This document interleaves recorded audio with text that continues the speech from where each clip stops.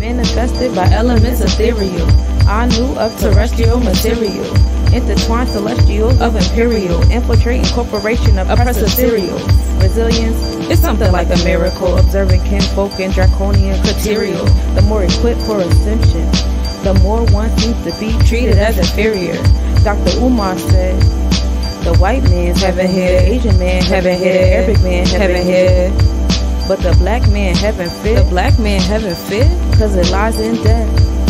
Release from the karma debt, release from all the stress, release what we don't confess. In order to live, I guess we must be bodiless. Makes me wonder, if we made out of greatness most fit for this plane, then why we the most hated? Why we the most hated? Was I in court waiting for my sentence? Listening to a witness accuse me of unfitness to remain in these cosmic dimensions? Is that why we repent and we ask for forgiveness? The hours and days, they feel repetitious. Oppressive energy soaking up my minutes. Purple haze blowing smoke on my grimace. Another nobody traveling out of limits. Exiled from cosmos as penance. Or maybe this time it's just an intermission. Like Jesus' chapters that went missing. Traveling and gaining knowledge between the dimensions. Christ consciousness bringing me ascension. Kundalini flows up now, where are my intentions? So don't cry for me when my time is risen. Sing some praises, cause you know that I made it. And know you're all my extensions. Yes, you're all my extensions.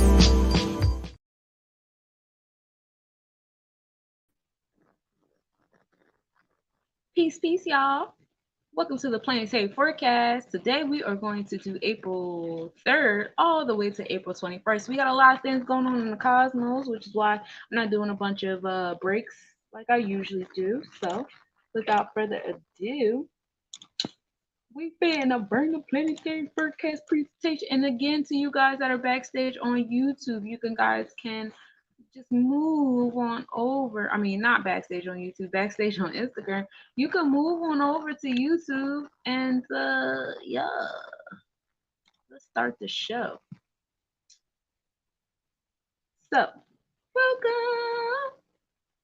We get into natal charts here. So for those of you guys who do not know, not only am I your astrological reader, I also do astrological natal charts. And what is a natal chart? This is the planetary placements. When you were born, all the planets were in certain spaces and they were creating these electromagnetic energy fields. And while you were going through the womb, you were affected by this electromagnetic energy field. And this has an effect on all your chakras that have chakras. And the natal placements, they are a result how you spent your past life when we get in the draconic chart, and what you have learned when we get into the tropical chart, your mindset, and what you still need to learn in this space. And we get into your numerology chart with that as well.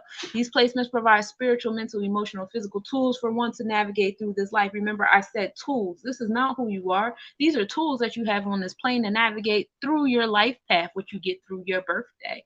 Your birthday not only tells a story with your life path, like adding up all the numbers together, but it also tells a story of like, who are you? You know, what are some challenges? What are some pinnacles? What are some chapters in your life to be in alignment with? Fun things like that. In addition to that vibe, let's move on. What are chakras? I'm glad you asked.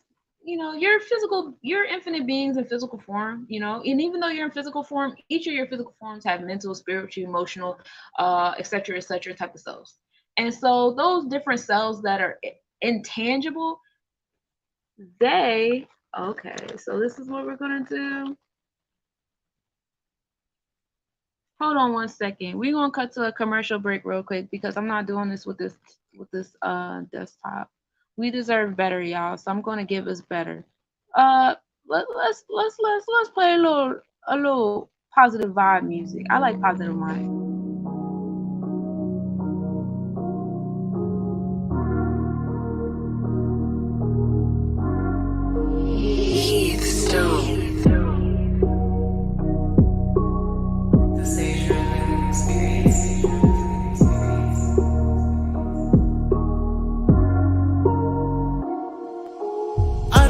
Chill around positive vibes. Nothing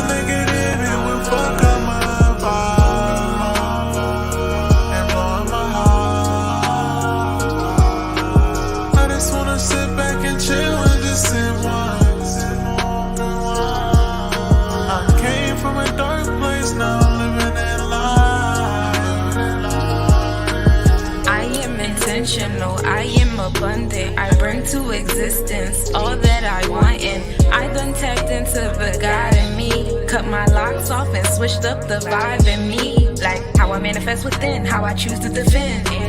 Who I label my friends, how I make amends. Cause I'm choosing laughter, it's peace that I'm after. I abracadabra, then poof, chakras blast off. My soul take this cast off, projection surpass all. Obsidian protection in case this trip lasts long.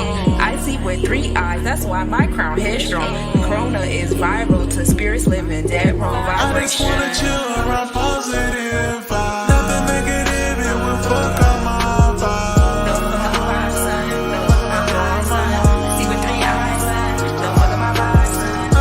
Sit back and chill and just sip wine. I came from a dark place, now I'm living in light. Came from a dark place, yeah, now I'm doing with the light. Yeah, now I'm like making moves. Yeah, I be always on the flights. Yeah, I be on a mission for the bank nowadays. Why these niggas hating on a nigga nowadays? I've been on a mission with the light nowadays. I ain't fucking with the darkness nowadays.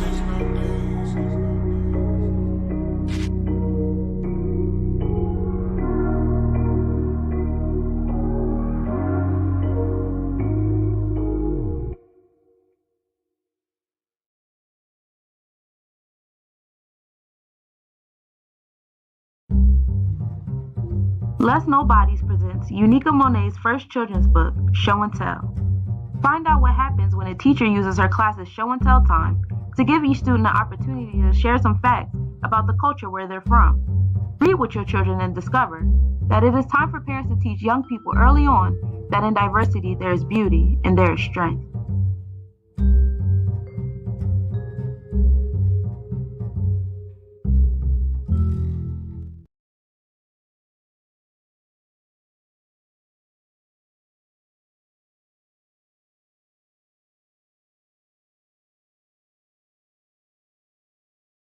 The winner of the Giver of for the year is Sunshine Monet.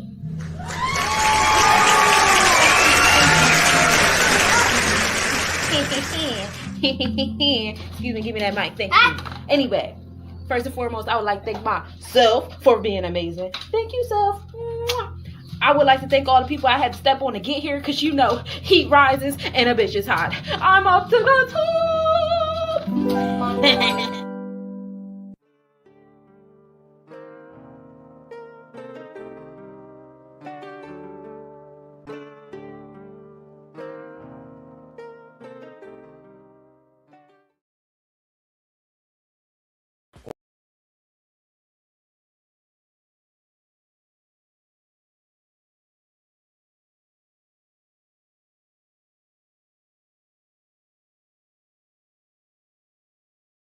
Always cooked, never raw.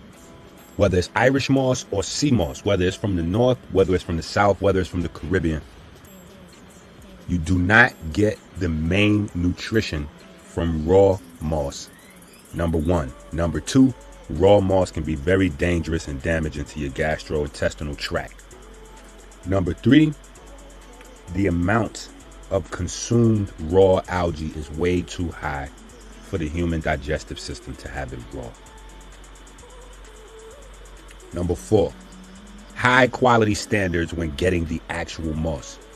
Many people suggest soaking the moss for hours and hours and hours, even overnight, then throwing the water away and then washing it again, not realizing that you lose 99% of the iodine and the rest of the minerals when you do that. Please, only get Blue Magic Gel or Blue Magic Powder.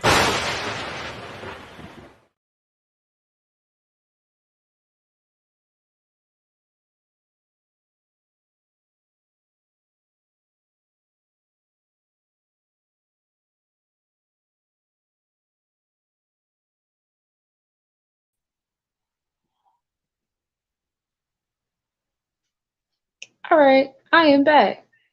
I think that I got what I needed done. Hopefully I am not echoing. Y'all let me know if y'all hear an echo, because that is not my intentions. And please let me know if you can hear me okay, because I need to be heard. So we done went over the natal chart, went over chakras, just letting y'all know that your chakras have chakras have chakras, and there's like, your physical selves have like intangible selves, which is like the mental and emotional, spiritual, etc. spaces. And we call these your chakras. The energy in a chakra is called a Shakti. Brahmins or supreme energy is responsible for the release and functions of one Shakti. And the mystic aim is to take the coil energy at the root chakra, which is known as your Kundalini, and release it into the Brahman's unconscious energy. You are the Brahman. And so, yeah, you go from sphere 10 to sphere 0 of the Netaru. The sphere 0 bringing you back to all. And this is a nice little depiction of how we align the planets with your chakras, with the Netaru, with the different spheres in the Kabbalah, and so on and so forth. And since we are covering this right here, I wanted to let's just cover this right here right now. So the Kabbalah.com, you guys know I touch all different religions and stuff like that. It's fun for me. I love it here. So in the Kabbalah, we do not study astrology so that we can learn how to draw people's horoscopes. We actually, the purpose of this is to rise above the influences of the cosmos and take over our own lives. So, like, your natal chart placement is essentially like the tools that you're given in this life. It's not really like, oh, this is who I am. I'm this. No, it's not for you to hold on to it that way. That's how it's being taught to us from the cosmopolitan magazines and stuff like that. That's not what it is. These are the tools you have in this life to navigate through. The contract you sign is your life path number, and that's like your pursuit energy. The zodiac sign in which you're born into transmits all the negative and positive traits that you need to affect your own transformation. The signs of the zodiac are not the cause of our personality traits, they're the effect of our personality traits, okay? Our karma from our previous lives determine which sign we need to be born under in order to acquire the necessary traits and attributes that will allow us to correct and transform previous negative activity, which is important. Why it's important to get into with your draconic chart as well, because your draconic chart actually talks about your past life and your soul mission. And then you get into the progressive chart, which is kind of like what I do by hand when I'm aligning all your charts. That tells you the story of your soul, because your planetary placements of today are the effect of your personality. They don't cause your personality. The zodiac is merely the mechanism that the soul uses to ensure that particular qualities are infused into you at birth. This is why I love the Kabbalah. It's so beautiful. The patriarch Abraham was the first Kabbalistic astrologer about 38,000 years ago. So he wrote a book called Sefer Yetzirah. This is called the Book of Formation. I'm pretty sure it's like available somewhere. Contained within it are all the secrets of the universe, including the knowledge of astrology and cosmology. And as we delve into the Kabbalistic astrology, right away we find one significant difference between it and conventional astrology. Kabbalistic astrology uses different calendars.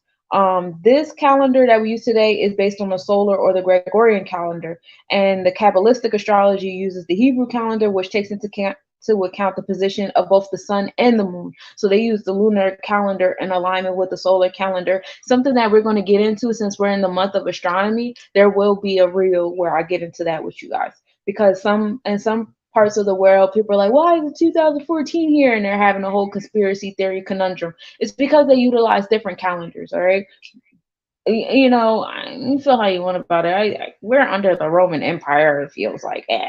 Anyway, each month we have the ability to take over our astrological influences, which is why I do the astronomical updates every day, because it's not for you to say, oh, this is how my day is going to turn out. It's for you to rise above that energy, for you to say, oh, okay, this is the energy that's going outside today. How am I going to utilize the tools in my natal charts to rise above this? That's essentially the goal with the astrological updates. Each moon we have the ability to, each month we have the ability to take control over the astrological influences of the month. And Kabbalah centers around the world offer new moon connections, mediations, and wisdom. This new moon, we got some really dope stuff happening. So I want to get into, so we're in Aries, we're in Nissan on the tropical chart. We're not there yet on the sidereal chart yet. We don't enter there until April 15th. So, I'm going to read the Nissan, but I'm also going to read ER, which is Taurus as well, because the sun will also be entering the Taurus zodiac during uh the same day, like a couple days after. So yeah, I'm just gonna read both. So let's get into Nissan first, which is Aries, and this is the first of the fire signs and the first sign of both the lunar and the solar astrological cycles. And even though the Hebrew calendar recognizes Rosh Hashanah as a new year, Nissan is actually the first month of the calendar year. Those born under the sign of Aries are typically powerful, energetic, vigorous, pioneering, aggressive, progressive, militant, and domineering.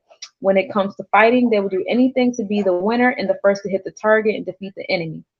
Historically, the month of Nisan marks the Israelite exile from Egypt, the beginning of the journey from slavery to salvation. And I'm going to get into history, astrological history, with you guys shortly, because this season is just amazing. Anyway, um, the from bondage to freedom. And according to the Kabbalah, this month provides us with the cosmic strength to break free from all limitations and bondage of any kind. Nissan allows us to leave behind personal blockages that prevent us from achieving true freedom in all areas of life. The same energy that was revealed when the Israelite nation left Egypt is revealed every 14th day of Nissan when the moon is in full force.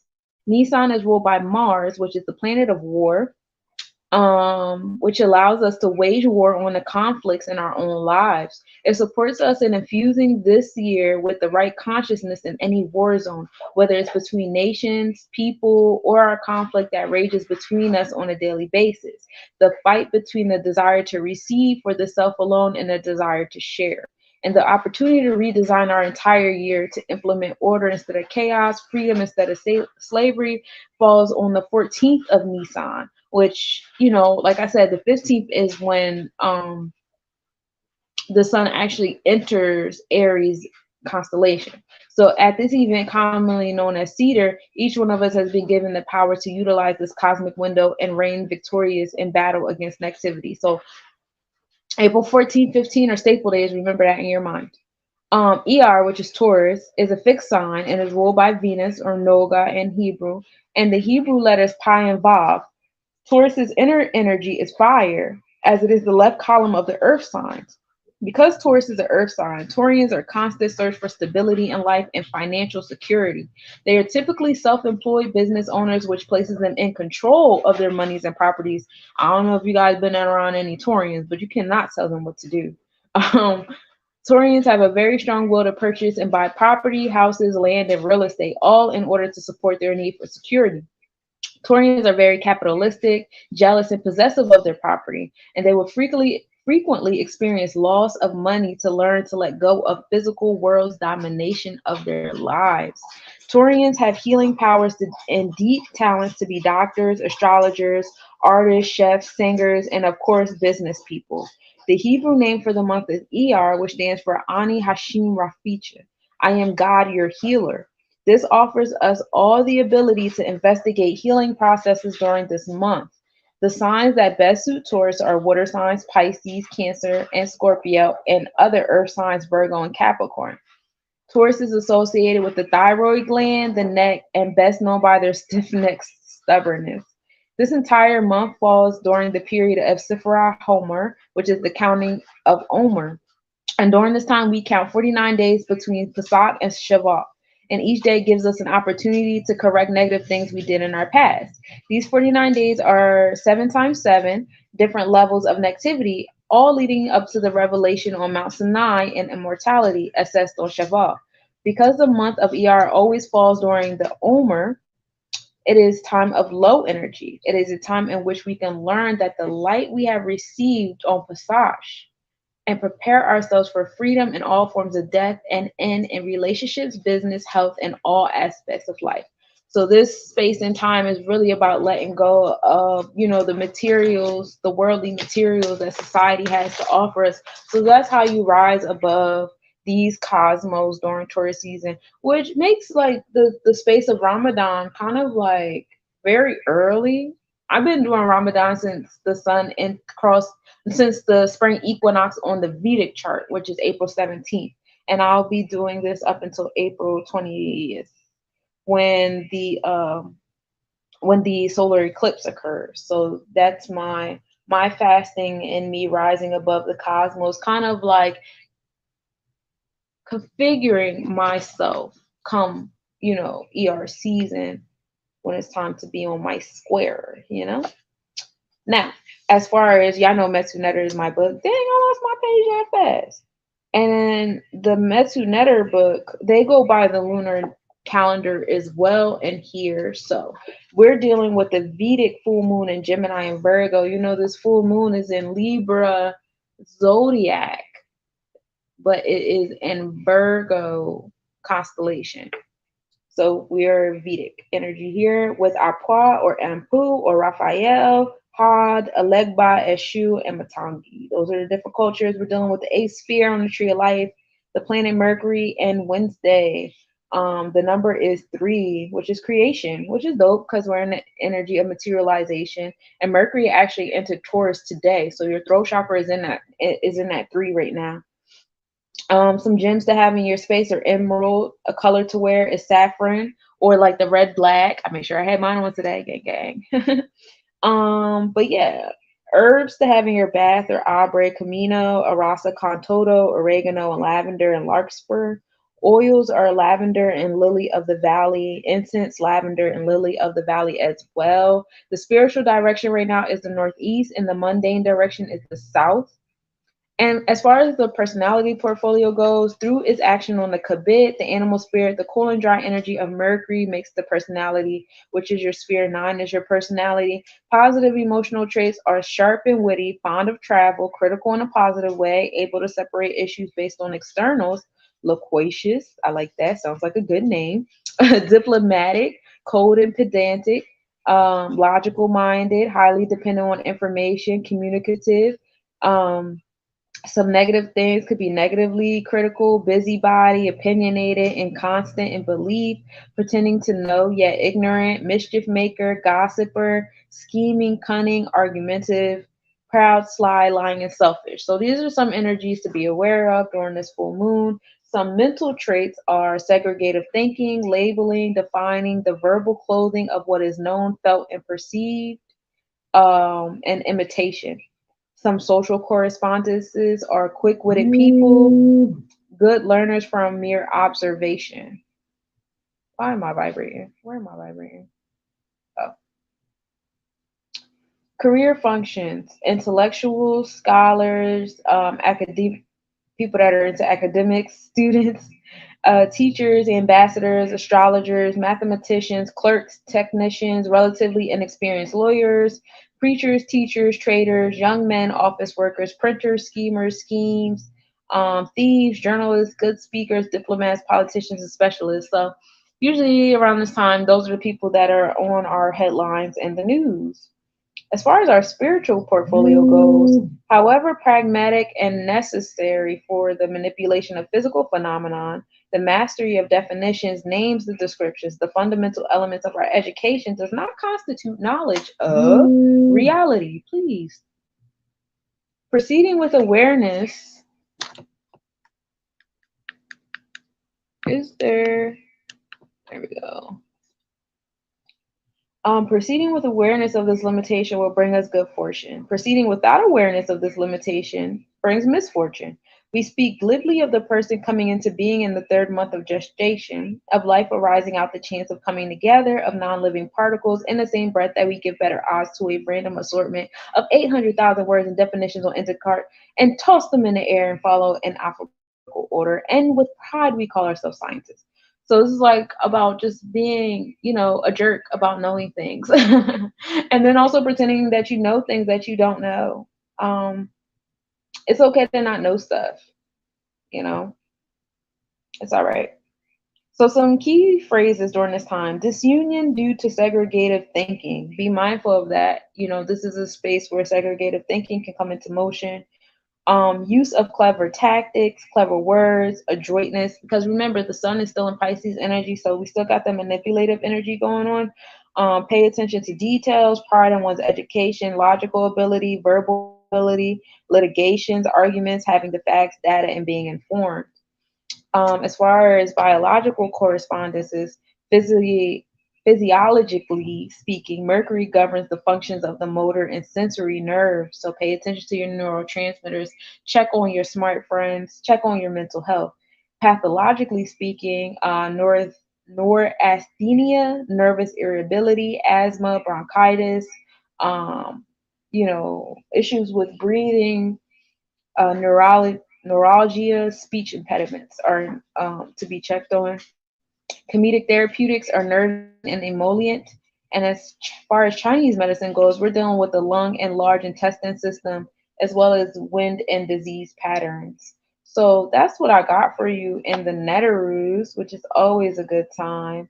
I love it here. Y'all know I love my book Metal Netter. It's starting to fall apart at the seams. I don't know how I feel about having that problem. But just remember that there is a time and place for all things. From March 21st to May 5th, we are in the energy of Mayak. In the east, sunrise to 9 a.m. is our spiritual time. Your sympathetic system has just begun to put out more than your parasympathetic system, just after arriving at the point of equilibrium. This is the time in the cycle, year day, when the hot and moist energy is in activity. The body is heating up after being re-moistened by the inner and outer waters of life. It is most auspicious for the undertakings requiring Jupiter's energies, the struggle for expanding one's wealth and position. Your optimism, generosity, and panoramic view of things manifest themselves most strongly here. Chemotherapeutics, which is the draining of herbs for the liver, are in harmony with this point in this yearly cycle. And at the sunrise and the equinox, Nekbet and Wachet are in equilibrium upon your brow. All right. And Ham Kashang are the mantras. That's the hakal for the season. So that's what I had for you as far as the Kabbalah and the Netaroos and aligning those with the planets. And then we get into the chakras and astrology. This is something that I got really in depth with you guys a couple weeks ago, talking to you guys about the different elements and the masculine and feminine side of the chakras. So if you want to get into that, please check out last planetary forecast to tap into that energy. Also, astrocartography is something else that I do with Less Nobodies, where you can have different experiences depending upon your cosmos in different parts of the world, and you can get in tune with those different experiences that you can have as above and so below. You can also get into the synastry chart between the birth chart of the place that you reside in and your own personal birth chart. That is indeed a thing. Right now we're in America, which is a Cancer. I cannot stand Cancer. My Chiron is in Cancer, and that's what makes my spirit itch. And we use this is the Helios model we use, where the sun is moving straight and the planets are moving around, and their orbits are up and down, high and low, which is why they may sit in certain zodiacs for longer than other times. This is the other diagram so that we can see, when the sun is in a certain position, where Earth is in relation to that energy. And here's another one. And so now that we have the sun entering Aries zodiac energy, as well as it moving towards Aries constellation energy, you can find Earth moving towards, Virgo energy.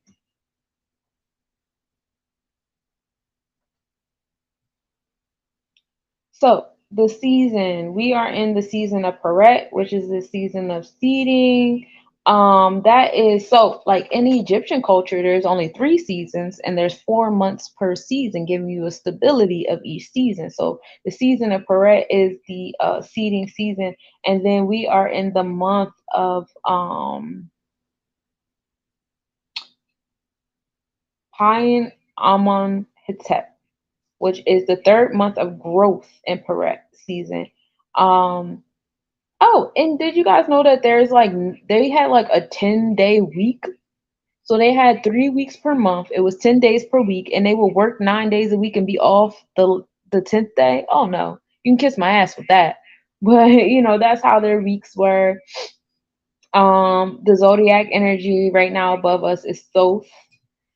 We are in the year of platinum according to the alchemy zodiac energy, in the year of 7, that is the year of platinum. So social and business exploration is to the forefront of our minds at this moment. A lot of people moving forward, trying to find their tribe, fine tuning their electromagnetic energy for the abundance that they seek. And then also design and fashion, our creators definitely coming to the forefront this season as well, in good and bad light, but still light nonetheless. We are also in the family zodiac energy as far as West African zodiac energy goes, and this is to be human oriented, the desire to help everyone around you, and solidarity, empathy, harmony. And then, tomorrow is the 4th, so let's get into what we're going to deal with on the 5th. On the 5th, we have Love Every Day, and that goes from April 5th to May 4th. So, love every day, always know what to do and how to do it, wisdom to be right, and they know which way the wind blows. So, at this point, it's really like paying attention and being aware, which is in alignment with that Vedic Virgo and Virgo moon. Being witty and helpful, reliable, good advisor, and learning how to say no is definitely on the forefront of this energy right now as well. The Falcon is the zodiac energy in alignment with the Native American chart, and that's from March 21st to April 19th. Strength, great observers, never miss out on anything, never lose your ability to see things as a whole, being quick, active, overwhelmingly energetic, brave, and persevering. Also, always has to have your way, which is a Victorian Aries, type of energy. Now, as far as the Chinese zodiac goes, we're in the year of the rabbit, which started on January 22nd and will be going on till February 9th, 2024. And this is all about your intuition and inner peace, being patient, also luck and prosperity, and definitely, abundance, most definitely, and thinking things through prior to, acting. Don't be so quick to act. Pay attention. So now we can get into the chakra placements of our planets. Let's start with the root chakra. Hold on a second. The Muladhara. There we go. This is the root of your existence. This is where we get our groundedness, our discipline, and order and boundaries. And Babalu A, which is Saturn, rules over this energy. And right now it's in Pisces in the 7th house, ruled by Aquarius energy. So you have your discipline, your order. A lot of your challenges are going towards your one-on-one relationships, creating balance, creating fairness and justice. Also, a lot of different contracts and bonds are coming to the forefront this season as well. Some treaties within the government, different contracts within our Federal Reserve banks, new contracts being created. I know you guys been paying attention to BRICS and the different one-on-one relationships that these different countries and banks have had with one another. Is a lot of challenges that are coming into place that are calling them to create new boundaries and new order and new discipline and new infrastructure, right? Also, in the Vedic chart, which is now we're going to the emotions of things, is coming into revolutionary energy. You feel it. You feel the revolutionary vibe. You feel like it's time for a change. You know, those different challenges that are going to invoke those emotions in you. Like, hey, something got to change. Something got to be different. We can't just keep doing this. And again, that's going to the 7th house. The one-on-one relationships and creating balance in those said relationships. Now, as far as within our root chakra, we got Oya sitting on both sides, and that's our Pluto energy. Pluto entered Aquarius energy not too long ago, about a week or so ago. It hasn't been here since like 1775 with the founding energy of this country. And, it takes Pluto 248 years to make a full turn. So I wanted to get into some historical moments with you, which we'll get into in a moment. But having Pluto on both the tropical and the Vedic chart, so in our mindset, we're in that revolutionary energy and we're applying it to our everyday routine. So you're feeling it. You know for a fact that it's time for some level of transformation. It's time to be innovative, your social space, all that stuff. And it's affecting your everyday routine. It's affecting your health and your wellness.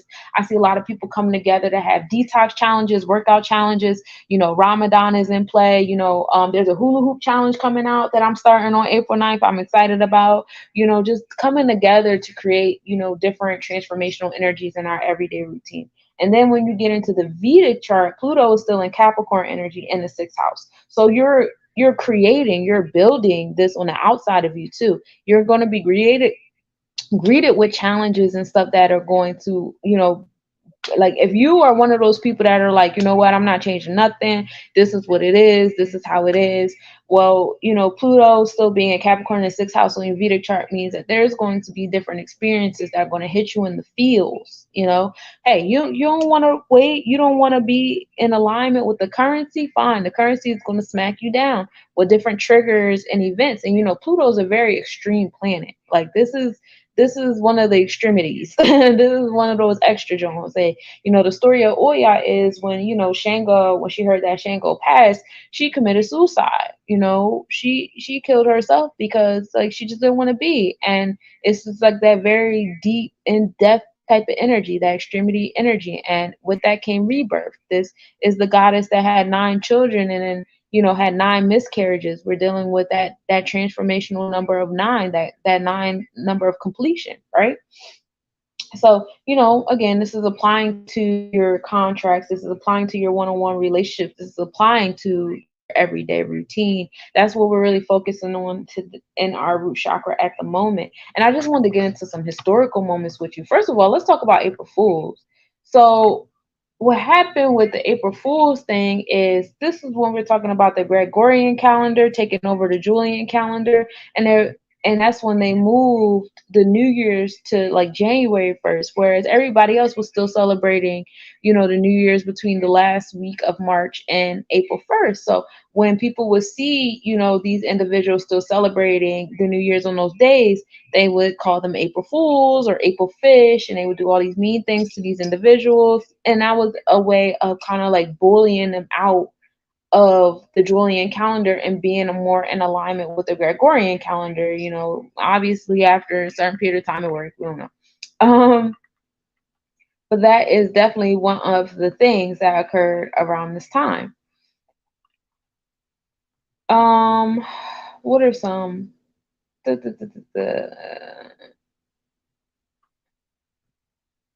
Yeah, that's pretty much like the history of it and how far it goes back. And then you also have in ancient Rome, they had April Fool's Day, and it was called Hilaria, which means joyful. And these were followers of the cult of Sybil, and people would dress up and mock citizens and magistrates, and they would mock Egyptian, gods. So it's kind of like a mockery of the original cultures in these countries. Essentially, that's what was happening. It's not really it's not really a cool holiday. We just kind of like made it cool after a while, I guess. But yeah, that's the April Fool's energy. Also, I wanted to get in tune with you guys as far as the different. Oh, okay. So, like I said, 284 is, the golden number for the Pluto's rotations around the sun. So we talked about 1775 being, the establishment of the government and, all those different things, and how that's when that was around the space when they started signing the treaties with the natives here, which are going to come back to the forefront because Pluto has made its turn around the sun. So it's time to start addressing those treaties again. Were they being held? Were they being upheld on the other person's end? This is where we get into the 7th house, that Saturn energy of the 7th house. Did you guys uphold your treaties? You didn't. So now we have to have that Pluto transformation in our 6th house.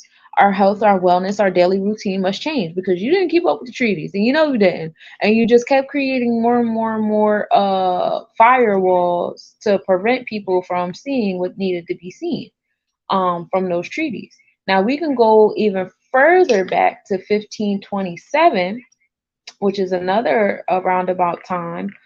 And this was during the sack of Rome. And this is when the Vatican reassembled a building site and was trying to, reinvent itself and all the classic palaces and stuff like that. And uh, you know, it was kind of like the takeover of the Vatican, basically. You're starting to, take over different things in the 1500s, because, after they took back over Spain and got, Spain is a big, heavy place to take over. Once you take over that, you start taking over other places. So it was just, this conquering of Rome, of the Vatican, which is something that we're still affected by today. So let Oya unravel that energy as well. As we get like our things back from the underground, museums and different contracts that were signed from this is a thing too. So we got to work on that, and then we can go even further back than that. Oh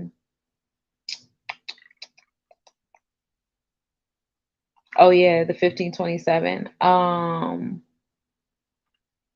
We have the Treaty of Interest. That's a contract with France signing the Treaty of Westminster, planning to combine forces against the Holy Roman Empire. And then you have the sack of Rome. That's the Spanish and German sacking Rome. The Spanish and German were the ones. They're not this. They're not the Spanish and German that were there during the Moors, because this is after the Moorish Empire was well, actually, the Moorish Empire wasn't really like completely taken over until 1609, but we know like the wars and things were going on in the 1400s, and that's when they started. That's when they decided to come over here with the nonsense and this, that, and the third. So yeah, and then they had their little wars in between each other. I am not as big as a history buff as I plan to be. So I am not going to sit here and be under the influence of the Virgo full moon and act like I know things that I don't. But I'm just naming a few things that you guys can look further into, and maybe they can spark something in you to maybe you'll bring up a treaty that needs to be addressed in a courtroom or something like that. But those are the things that occurred in 1527. Then we come into 1279. This is when the Mongolian victory at the naval battle of Yamen ends the Song dynasty in China. So we have an overtaking of the Song dynasty. And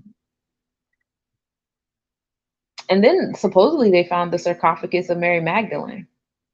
So that's another thing in this space. And then we get even further back to 783. And then in 783,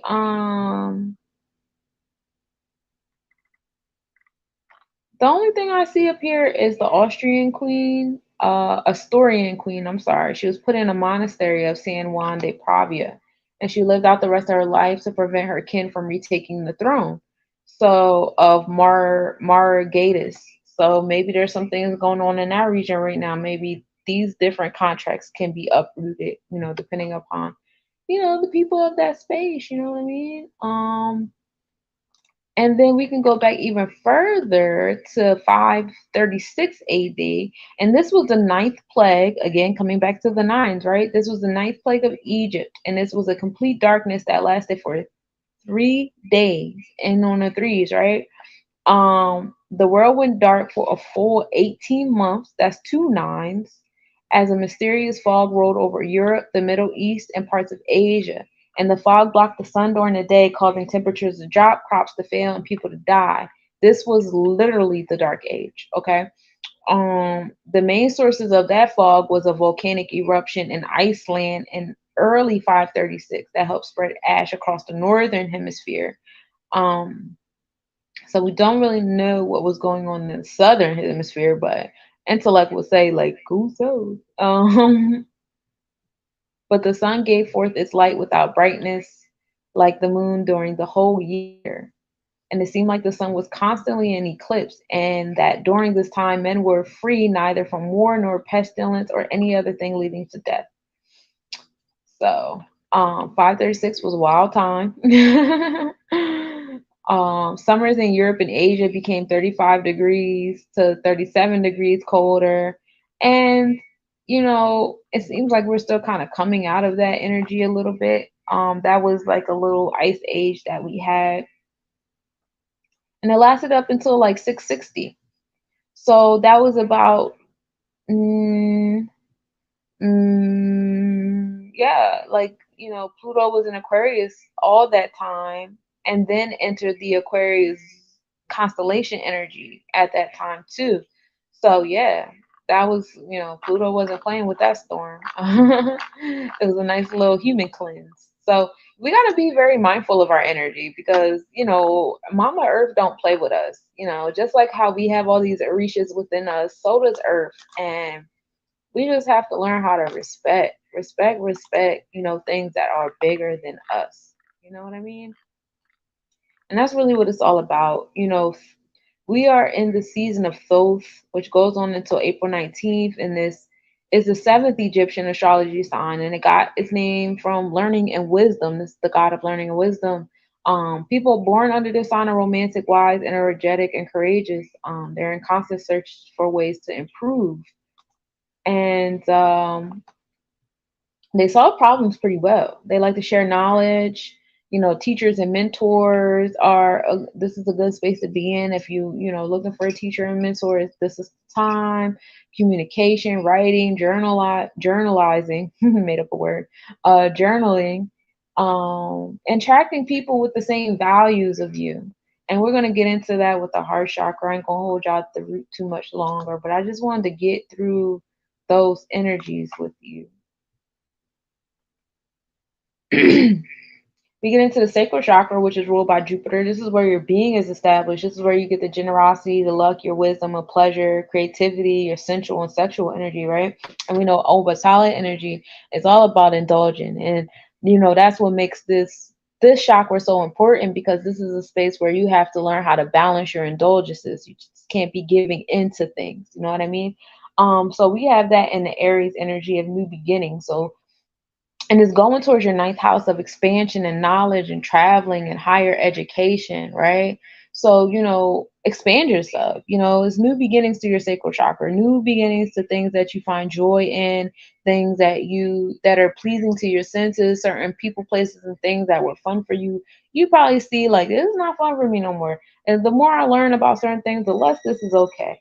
And then over in the Vedic chart, we still have Jupiter sitting in Piscean energy. So, while you're over here in thought of new beginnings, there's still that equal opposite energy still trying to make a play on this sensual part of you and marketing to it with this Piscean energy, which can be deceptive and manipulative, or you could be the deceiver or manipulator. But either way, it's just like a matter of stepping in your power and having certain knowledge, because the goal is to rise above these cosmos, right? On the feminine side, in your inside, you have Neptune, which is your subconscious, your dreams, your secrets, your Akashic records. All that stuff is sitting in that Piscean energy, is sitting in its home space. Okay. With it sitting in its home space, you just, everybody's downloads have been on 1,000. I ain't gonna hold you. I follow a lot of you guys online, a lot of our star seeds online, and it's just like a beautiful energy. Neptune takes 165 years per cycle, which is, considered as 2 lifetimes, 6 generations of memory and stuff like that. So like really like tapping into those last 6 generations of self, right? The last 6 generations in your lineage. People are going back to 6 generations ago. They want to go back to the natives. They want to go back to the Moors. They want to go back to all that energy, because that's just where we're at here with Neptune in this energy. And Neptune will be in this energy. It started in February 14th, 2012, and it will keep going until January 26th, 2026. So we have about like 3 more years of Neptune being in Pisces energy, which is, very exciting, all the different downloads. And Neptune just entered in the Pisces zodiac. I mean, in the Pisces constellation. So not only do we have Neptune now in the Pisces zodiac, but now it's in the Pisces constellation as well, which is pretty dope, because it's just like double the fun. Like, I love to see my spiritual leaders, y'all all getting the downloads that y'all need and stuff like that. That's really dope. And it's in the 8th house of transformation. So the downloads you receive are providing that transformation to you. It is bringing you back down to the root chakra, that Pluto energy that's in the root chakra. And it's like, okay, so now that you find, the transformations happening and your boundaries and your groundedness in order, of course, it's going to happen in your subconscious as well. It's going to, rise up to your sensual self and the stuff that you find joy in, which is important. Saturn is also in this Pisces energy, like we talked about not too long ago with the root chakra. So again, you have more root chakra energy coming into your sacral chakra, giving you the challenges that you need, giving you the different the challenge is bringing the discipline and the order, right? When things are starting going wrong, instead of saying, why is this happening to me? Say to yourself, what lesson am I supposed to be learning from this? How am I supposed to be growing from this situation? It's not so much as something happening to you, but happening for you, because the goal is to rise above all circumstances that's coming your way. Um, and then on the, outer self, while that's all going on the inside of us with that eighth house energy there, we have, Sagittarius energy ruling the outer side of our sacral chakra. And that's in the fifth house. The fifth house is over there in that energy, the dramatics. It's a lot of dramatics going on in your sensual self. It's a lot of dramatics going on in the sacral chakra, tapping into your inner child. Your inner child is definitely being affected by, all the transformations that's occurring. Because remember, I said Neptune is going back like 6 generations. Like, people are tapping into their lineage, the DNA test, the ancestry, .com, those of you tapping all the way back to the Moorish Empire. Those of you that are like, yeah, well, I can go back even further than the Moorish Empire, going back into the biblical times and tapping into those generations of life and looking at those, levels of generations. All of that is, in that energy. And then we also have the ascendant energy here. The ascendant energy is like your temperament, the energy that you bring when you come into a room. On the Vedic chart, it's in Scorpio, so still coming back to that root chakra energy and creating transformation. So that temperament is showing like, oh, this person's boundaries have changed. This person's temperament has changed. The way this person carries themselves in a space, all these things are changing about them, and that's because you're tapped in your subconscious. You're tapped into, your lineage. You're listening to the ancestors. You're listening to, those cosmic beings, in your space and stuff like that. All that stuff matters. We can get into the solar plexus chakra. This is the city of jewels. This is where your self-esteem is at. This is your courage and confidence. This is also your energy field. And we have Mars, which is Ogun, ruling over that energy field. And right now it's in Cancer. So it's your solar plexus chakra is in alignment with your third eye at the moment. So that's the energy of your moja, giving you that feminine subconscious energy, that third eye energy, bringing you back in self, being one with all, and there's empowerment right there. It's empowerment with that. And you're going to get that a lot with Neptune being in Pisces in the tropical and the Vedic chart right now, which is really cool. It's also in the 11th house. The 11th house is dealing with your humanitarian pursuits. What are you supposed to be doing in this life? I want y'all to tap into your life path number so that you could see like, okay, we're using all this astronomy information, and we're going to bring all that astronomy information all up into, our life path. You're supposed to rise above these. These are tools, you know what I mean? Your friends, your social awareness, the groups that you're in, they're all going to be affected by, that subconscious energy. Also, technology is also going to be affected by this. I saw, people starting to get a conscious in the AI field, and they're, shutting down the AI technology and stuff, saying, it's a lot of complications there. You're trying to create a being that's more ethical than yourself. And we see that in plenty of sci-fi movies. I've been telling you guys the last 2 weeks, pay attention to the sci-fi movies, watch them again, watch them with a different set of eyes, because with Mars in that Cancer energy and still in Gemini energy on the Vedic chart, and we'll get to that in a second. But with that double play with the Cancer and Gemini energy, the social media technology, electronic media, how you communicate in that realm is being affected as well. You see, what is that, Twitter and TikTok, those are there on trial now. You see like the, transformations happening on the Meta platforms that's, on the forefront of different spaces now. Like all of that is happening. And that's Mars being in Cancer in the subconscious space, affecting and in the 11th house, affecting, the electronic media, how you socialize, your level of social awareness, also social justice is at the top. Again, coming back to that root chakra, y'all gotta go back to the contracts. Going back to the contracts is very, very important.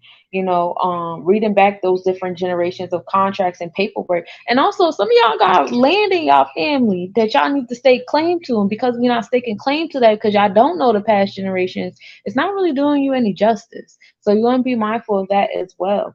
But that's the energy that Mars is most definitely bringing to the forefront. Gemini is the energy of community and communication. And so,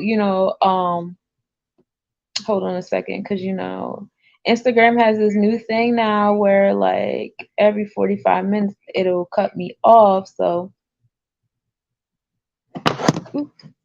and that's okay.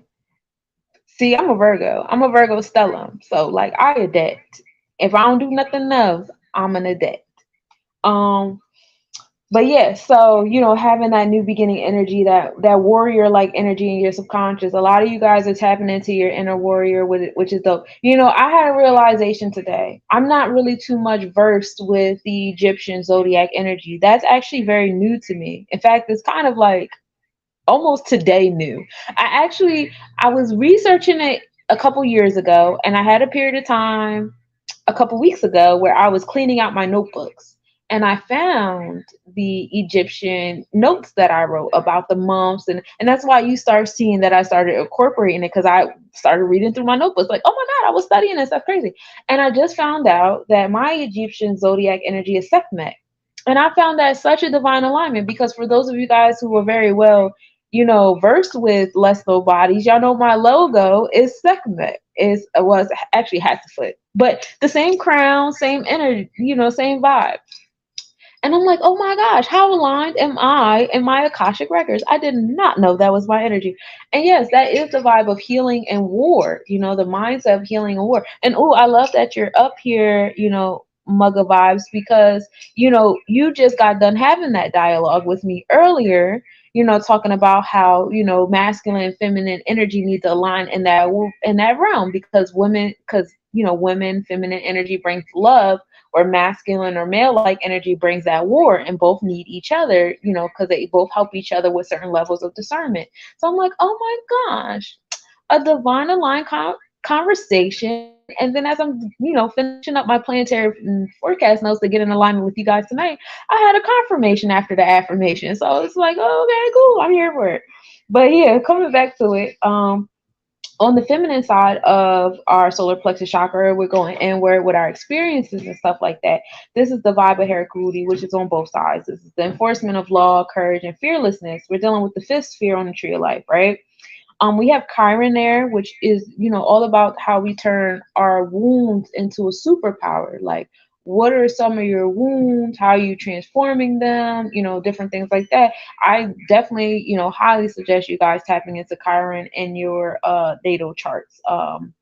I know off the top of my head, in my tropical chart, my Chiron is in Cancer. So a lot of my wounds come from maternal figures.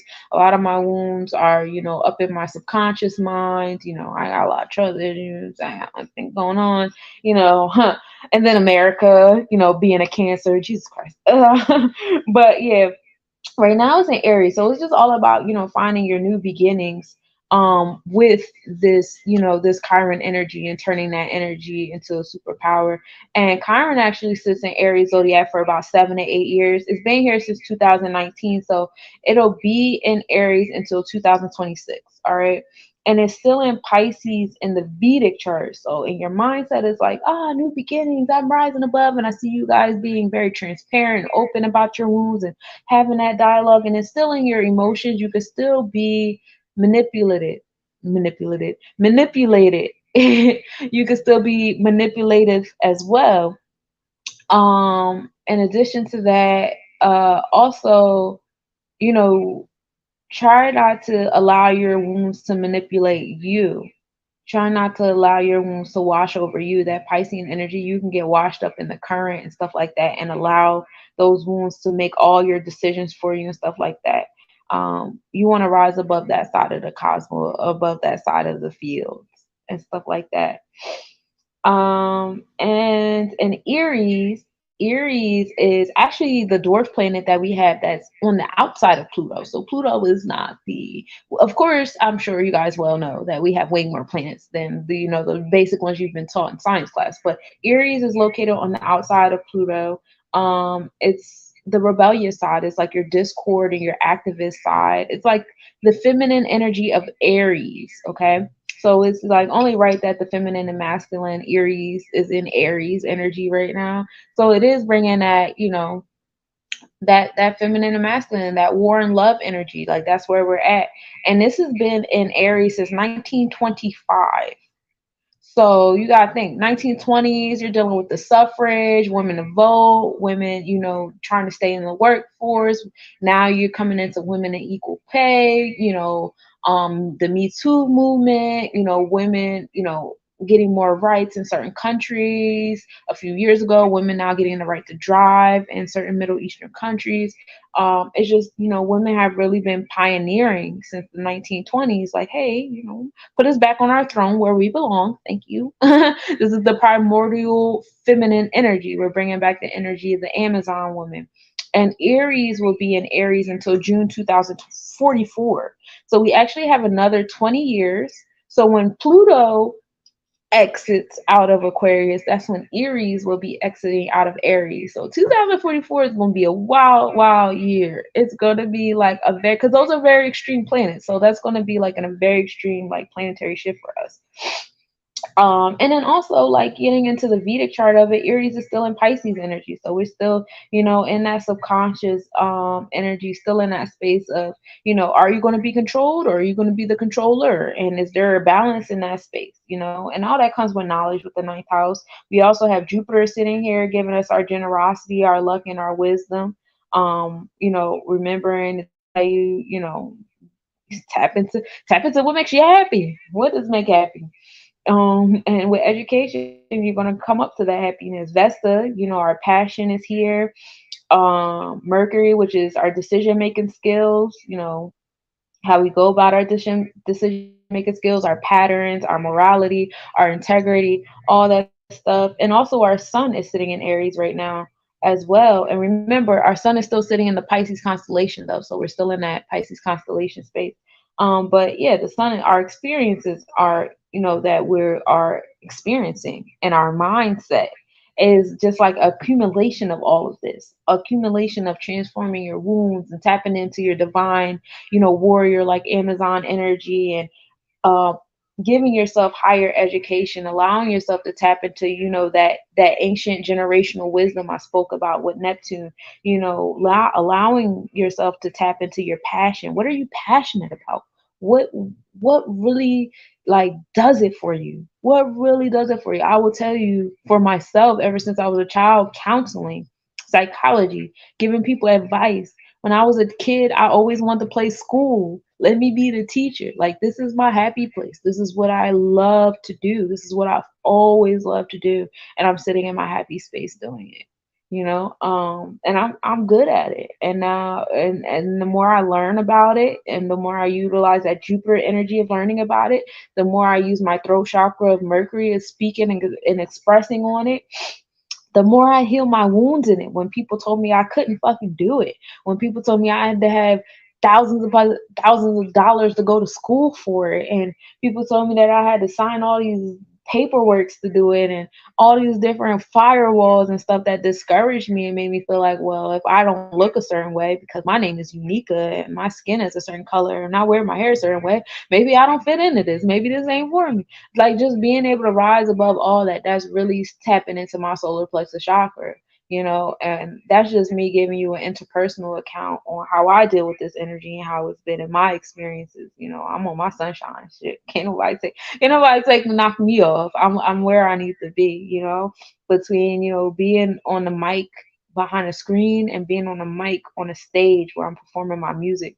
This is where I was meant to be. I've been writing songs since I could write. I've been making music since I could talk. You know, this is where I belong. This is where I belong. And that's me aligning, my planets with the universe's planets. And so, like, that's something I suggest you guys do highly. Um, if you need assistance with your personal solar plexus placements with all these alignments right here, because even though these are in alignment in the tropical chart, it's all your mind giving you these new beginnings. And your emotions, you're still in that Pisces energy. So it's still about a feelings of going back and forth. So what does that mean? That means that it's still going to be times where you feel yourself getting pulled in a different direction. It's going to be times where something triggers you, and you got to go back to that Chiron and remind yourself who you are. Like, oh, especially because Mercury is going in retrograde in a few weeks, and we're going to talk about that. But it's going to be different situations that's going to push and pull you and try to sway you out of you tapping into that tropical chart, out of you tapping into that mindset and stuff like that. And you just, like I said, it's just a matter of rising above it, for real. Being able to say, hey, yo, I'm bigger than this. This is small potatoes. I know what the planet is doing, especially when the moon is in Pisces. That might really touch your solar plexus chakra, different experiences you have in that realm, because this is a very sensitive space. And you just want to be mindful when you're being impressionable and stuff like that. But yeah, this is definitely a space where not only are you getting the new beginnings, but you're also getting law and justice and balance in this as well. So I love the fact that all those planets are in alignment for you to give those new beginnings and balance at the same time. That's a beautiful vibe. Now we get to the heart chakra. This is the Anahata, which is unstruck, unhurt, and unbeaten. We're dealing with Oshun energy in this. Venus rules over this vibe. Oshun right now is in Taurus energy in the 10th house, ruled by Taurus. So, speaking things like your feelings are in a fixated place. And, that could be, it can go in your favor, but it can also not go in your favor. It depends on how stubborn you are. Like, it depends on how malleable you're willing to be in this space. But also, Venusian energy is so beautiful. It's literally beautiful. It's really about beauty. Also, check on your eyes. This is a good time to get your eyes checked, especially before the sun starts sunning for the summertime. Me and my sons, we usually get our eye doctor's appointments around this time, when we get our new glasses around this time. That's just something we always innately did. And the more, I've been doing the planetary forecast for about, how old is my son? My son is 9. So I've been doing the planetary forecast for about like 6 years now, but I've been studying astrology for about 10. And so, the more I see like little things that I've just always done, with my kids and stuff, it's like, dang, I really was in alignment and I never like paid attention. But yeah, this is a good time to get your eyes checked.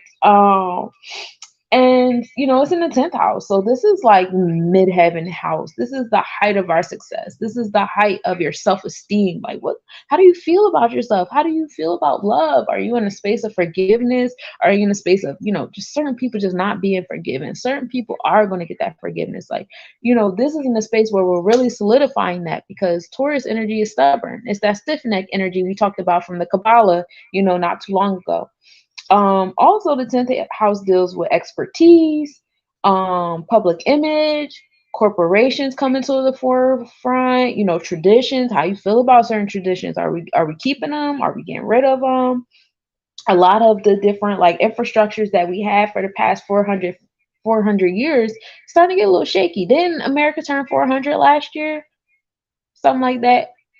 I don't, I'm a little confuzzled. And I say that because I spent last week listening to all of my planetary forecasts for Aries season. I listened to all the years. So like my head is a little like, I don't know what year we in. But one of those planetary forecasts, I was talking about America turning 400 and 4 being the number of stability. And so I don't know what year that was. But coming into that space. When you come into a four, you come into stability. So, a lot of different traditions and stuff have really just become like, this is what it is. This is how it is. And we also, Venusian energy, Taurus energy, that 10th house, all of that is speaking on Pentacles as well. Pentacles is definitely on the forefront. You see what's happening with the money out there. So now we have some decisions to make. Are we going to keep playing this Federal Reserve game with them? Or are we going to create our own currency? Are we going to start bartering? Y'all know I've been advocating for bartering for the past 5 years. I started the organization Vendors Who Barter, and ain't nobody really been on my type time yet. I had a couple people that was on my type time yet, but they was manipulators. They was receiving more than they were giving. But we coming into that space. Like, are you the currency now? Or is your energy the currency now? Like, where are we at with the pinnacle? Where are we at with the abundance? Where are we at with the materialization and the things that we find beauty and all that stuff? Because like here on earth, two elements influence our self-esteem the mostest, and that is love. What's your love life looking like? Soon as they hear a woman on a platform, they say, is she married? Because that denotes on whether or not she's credible, which is wild to me. Or I don't know, because nobody does that to men. Do anybody ask men like, oh, he's on a platform, is he married? Like that determines how credible. I don't think anybody does that to men. But that's neither here nor there. It's a love life is a big factor in people's lives, and money. Love and money are the biggest things. When we watch dramas and telenovelas, and all, it's always money. Whether they're jealous of it, that green with envy, or they're green with abundance. It's one or the other. That's the way we going with it. You know what I mean? And it's just like, what are we doing with that? Are we going to keep the things going how we gone? I see a lot of people creating, new realms within their love life, pushing the boundaries with their love life, and different things they want to do and achieve, and I think it's cool. I mean, you tap into wherever your Venusian energy is, for real, for real. Like my Venus is in Virgo, so you know I adapt. I'm very adaptable to the point of people pleasing, and I'm trying to heal that part of me. Um, but yeah, it's a vibe. I love it here. Also being critical and very nitpicky and overthinking and all that stuff comes into play too. But find out where your, heart chakra is, because that's important. Um, on the Vedic chart, we have Venus sitting in Aries energy still. So, like in your emotions, there's a new beginning happening, and it's taking you to that 10th house, which is your apex, your, the height of your success and your public image, and how you look to others and how you look to yourself, and how beautiful all these physical things are. And remember, the whole point of this is the rise above the worldly things. It's not the fall into it, it's the rise above it. All right. So that's the real test here. Who's really rising above the money and love shit that's going on these black mirrors? I won't even say television, because I feel like people don't watch television as much as they watch Instagram and Facebook and Twitter and all those different type of places. And that's where a lot of people are getting their money and love news from. And it's just like, are you rising above those things? I see like a big couple on the forefront right now. Sierra is tripping. But I'm very proud of my goddesses for calling her on her shit, because I don't understand the mindset. Like, sis, you prayed for this man. You went through so many dust nuggets and had so many crazy experiences to finally get this man that takes you and your child in and all this different stuff. And then you're gonna turn around and make a song about being single and independent. Who's this song for? This, like, we all want what you got, sis. We trying to get where you at. We trying to get the man we prayed for. Don't sing that. That song ain't for us. That's some siren shit. Same thing with what's the girl's name? It's the sisters. Chloe Bailey. Beautiful. I love Chloe and Haley. Their first album that came out, The Ungodly Hour. Big fan. Wish they had better writers for their voices, but I'm a fan. They over sexualized her. Like, they really tapped into Taurus energy with her. They over sexualized, over centralized that girl to the point where her music didn't even do well. Cause like, what the like, who are these songs for? What is this for? And that comes into like the new beginnings in Venusian energy. Like, a lot of things that we were able to look over and think was cool and acceptable and attractive, it's not there no more. This ain't that no more. You know what I mean? Like, you can't, we're not taking this no more. We're not accepting this. For those of you guys who don't know, like, Hollywood is literally the vibe of Pisces. It is that manipulative, deceitful type of energy. Um, Hollywood is literally the wood from the tree that was used to make magic wands to create illusions and deception and stuff like that. And that's why those celebrities, those stars, celebrity being that energy of Sybil, we just talked about that with the Kabbalah energy. All that energy. No, we didn't talk about that with the Kabbalah energy. We talked about that with the April Fool's energy, Sybil being the god of that of deception and stuff like that for April Fools and things. And so the celebrities and their stars or whatever, they align their stars a certain kind of way to create a portal for us to walk into. So a lot of us have been walking into another Venusian energy, which was Krishan and Blueface. I've been getting force fed these guys. I don't want to know these people. I actually really feel for both of them. Like, I pray they both get healing that they need. They don't need each other. They both need separate healing. But that is another, relationship going to the forefront, creating transformation in people's eyes with their Venusian energy. It depends on what age they're in, definitely. Because some people are saying this is relationship goals. I have what the fuck?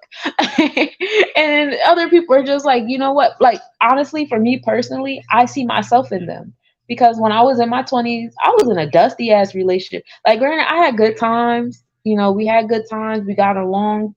Certain things about us that just, it was our Gemini energy and our Leo energy really fucking clicked with each other. But outside of that, it was just like, it was a lot of disrespect. It was a lot of tit for tat. It was a lot of pettiness. It was a lot of disregard and, different things like that. A lot of gaslighting, different things like that. So to see these two people going through something not as violent, I didn't go through a lot of violence, thank God. But they're going through, like, the different adjectives that I just described. I see myself, and I'm thankful that I had enough sense to get the fuck up out of there. Granted, it took me up to my 29th year. I had to have my Saturn return first, but it is what it is. Be present, be present. I'm entering my Jesus year with my shit right. You hear me? But that's the Venusian energy. On the inside, on the feminine side of our Venusian energy, we have Uranus sitting there. Uranus is the planet of progressiveness and making big changes in your space. Like, what needs to be different?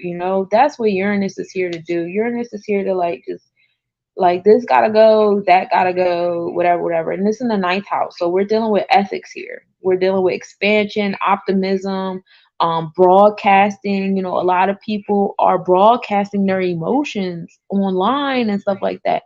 And guess what? Uranus entered Venus energy in 2019 when the Ovid K first started, where we had no choice but to communicate our emotions on the internet. This is how we began to socialize with one another. This is how we got our voices to other rooms. This is how people started their work from home businesses and marketing their businesses.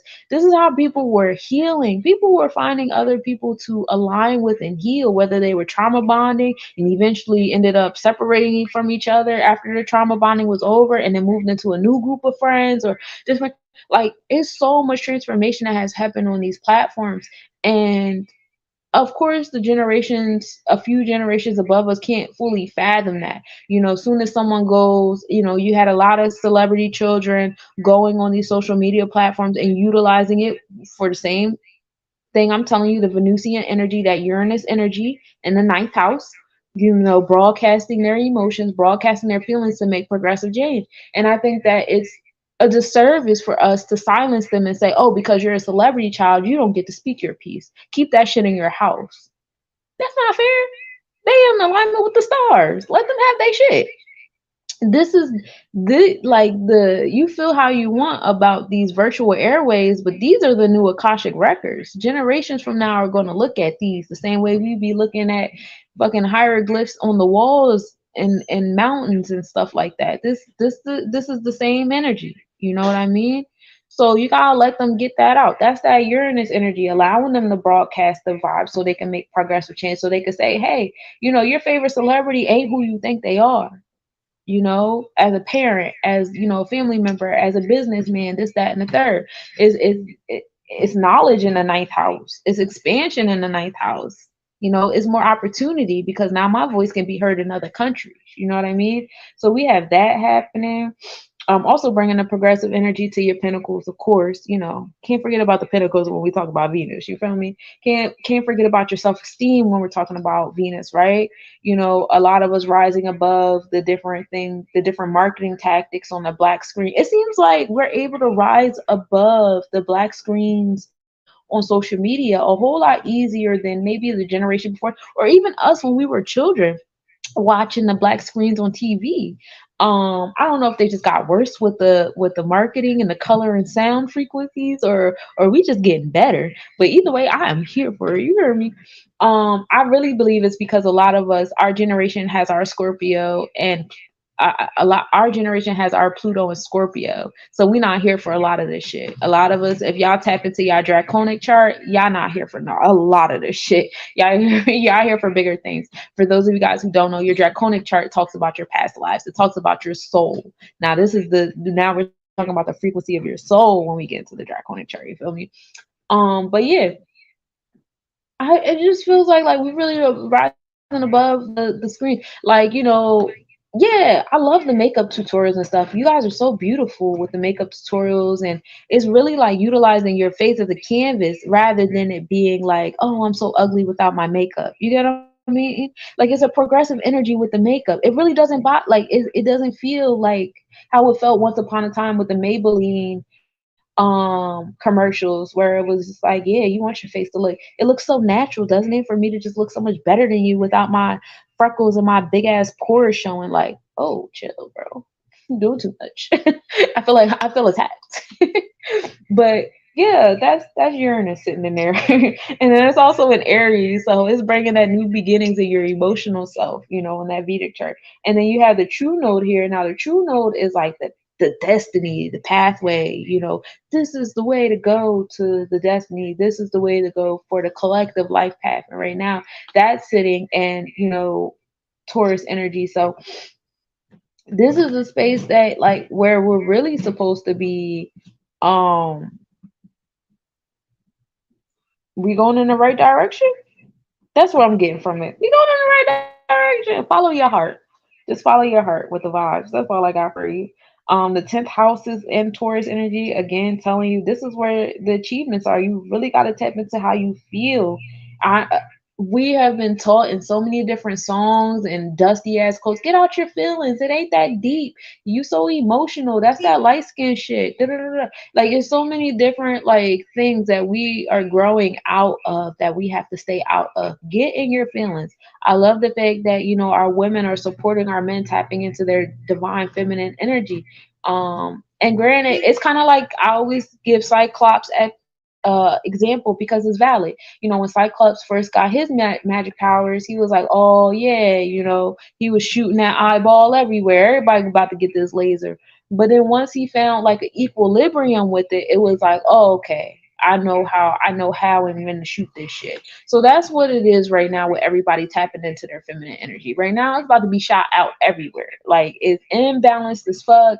Everybody wants to dive in it. They don't know how to dive in it entirely, so they're doing what they're taught. We was taught by Shanae's and Big Mama House and In Living Color with Jamie Foxx and them. Like, we were again, Hollywood creating the wood of illusions, showing us this is what women act like. This is what feminine women act like. And we know that the Aboriginal woman is the closest identity to God. So we have all these caricatures that depict an exaggerated personality of the Aboriginal woman. And that's what a lot of these beings are falling into. I'm going to be the ghetto Aboriginal woman. You know what I'm saying? And so, like I say, with the Cyclops eye, yeah, that's going to shoot everywhere. It's going to be crazy, crazy, crazy. And then we're going to come to equilibrium, because I see a lot of people's different stories coming out about how they got certain, surgeries and took certain hormones and stuff like that, because that's what they thought they were supposed to do. I do have some friends in that community, and they communicate with me. A lot of them are Aboriginal people or of, you know, quote unquote Hispanic descent as we know it, but they're natives. They're native tribes that were infiltrated, and they talk about how, when they were exploring their sexual curiosities, gender just got smacked into them. Like, oh, that's your sexual curiosity? Well, your gender must be this. And if your gender is not that, and you don't do this, and you don't behave like that, and you don't accentuate your words like this, and you don't this, then you are not being the true self. And that's something that they're dealing with. That's something that they're dealing with in their community. And they're being silenced in their own space that's supposed to be a safe space for them. So, that's, a little insight on that. And that's just from the different individuals I've communicated with, that I, hold near and dear to my heart that are in the community. Some people have different experiences, feel free to express your experience, however, but, I'm just speaking from my experience. Also Juno. Juno is, your genius qualities. No, Juno is actually Hera. I'm sorry, excuse me. Juno is your bonds and contracts. Now we're coming back to the bonds and contracts, the things that you need in a relationship for you to remain in that relationship. Like Hera was a ride or die. Literally, she was killing that man's kids. She was killing that man's side chicks. She was just out here killing. She was killing. She ain't give a fuck. So what do you need in a relationship to be a ride or die like Hera? That is the question here. And it's in your heart. Your heart will let you know, girl, like this is what you need. This is what you need to have a bond with somebody. When you start moving into spaces, especially for my business owners, secure the pinnacles with contracts. Start having contracts with people. Don't bump your head and say, damn, I should have a contract. Have a contract now. Start taking control of the contracts for those of you guys who are still in the employment field, where it's okay to be an employee. There's nothing wrong with it. That's what keeps the employers going. Like, it's absolutely nothing wrong with that. But for those of you guys in that field, listen, if y'all don't step into y'all power and start negotiating these motherfucking contracts, like, excuse me, I know my worth. And I know y'all having a hard time hiring motherfuckers out here. So what we finna do, we finna negotiate this contract. And yeah, you're gonna have some, you got the unions and all that shit like that. Like, that's cool, whatever. But like, at the same token, like, you are the currency. You gotta step in your power too. That's still another way that you waiting for someone else to come in and save you and help you and stuff like that. You should have knowledge on how to write a contract, even if it's in layman's terms. It's still something that could be read, articulated and signed and notarized. It's possible. But yeah, that's what Juno is coming into. Like, what do you need to be loyal in a relationship, in a partnership, in a contract, in a bond with things? Listen to your heart on that one. And then of course we got Venus over here as well. And all these energies are also an Aries energy on the Vedic chart. So in your emotional self, it's bringing new beginnings in your space, as far as on the outside of your heart chakra, your experiences in your heart chakra, we have the midheaven here, which is, again, that's the apex. That's the 10th house. That's our space of success. We have the 3rd house here too, which is our community, our neighbors, siblings, communication, devices. Again, coming back to what I was telling y'all, people talking about their feelings on the internet, people utilizing these social media realms to really, release some things that they've been harboring, whether it's something they've been harboring in this lifetime or within the generational lineage, their trauma and stuff. Also when you get into, like, I keep saying ancestry.com because that's a new bomb that has occurred in my family. My mom took the DNA test and got her results today. So that was, a major thing, given my mom's, journey, only knowing her maternal side of the family and never having that connection with her paternal. And now coming into a space where she's starting to get certain answers and stuff is very exciting. And it's very exciting to watch my mom go through this. Like, oh my God, this is amazing. Like, I'm about to cry. But like, it's really amazing to watch her, have this transformation. So excuse me if I keep bringing that up. But that is another, like, virtual thing that's going on. People are connected to each other on this app and finding their lineages, their tribe and where they're from. It's really so dope. We can get into the throat chakra now. You know, Eshu rules the throat chakra. We're talking about the Vashuddha here. Eshu is in Aries right now. You know, it's giving us that new beginning energy, that fired up energy, you know, that cardinal energy, taking charge.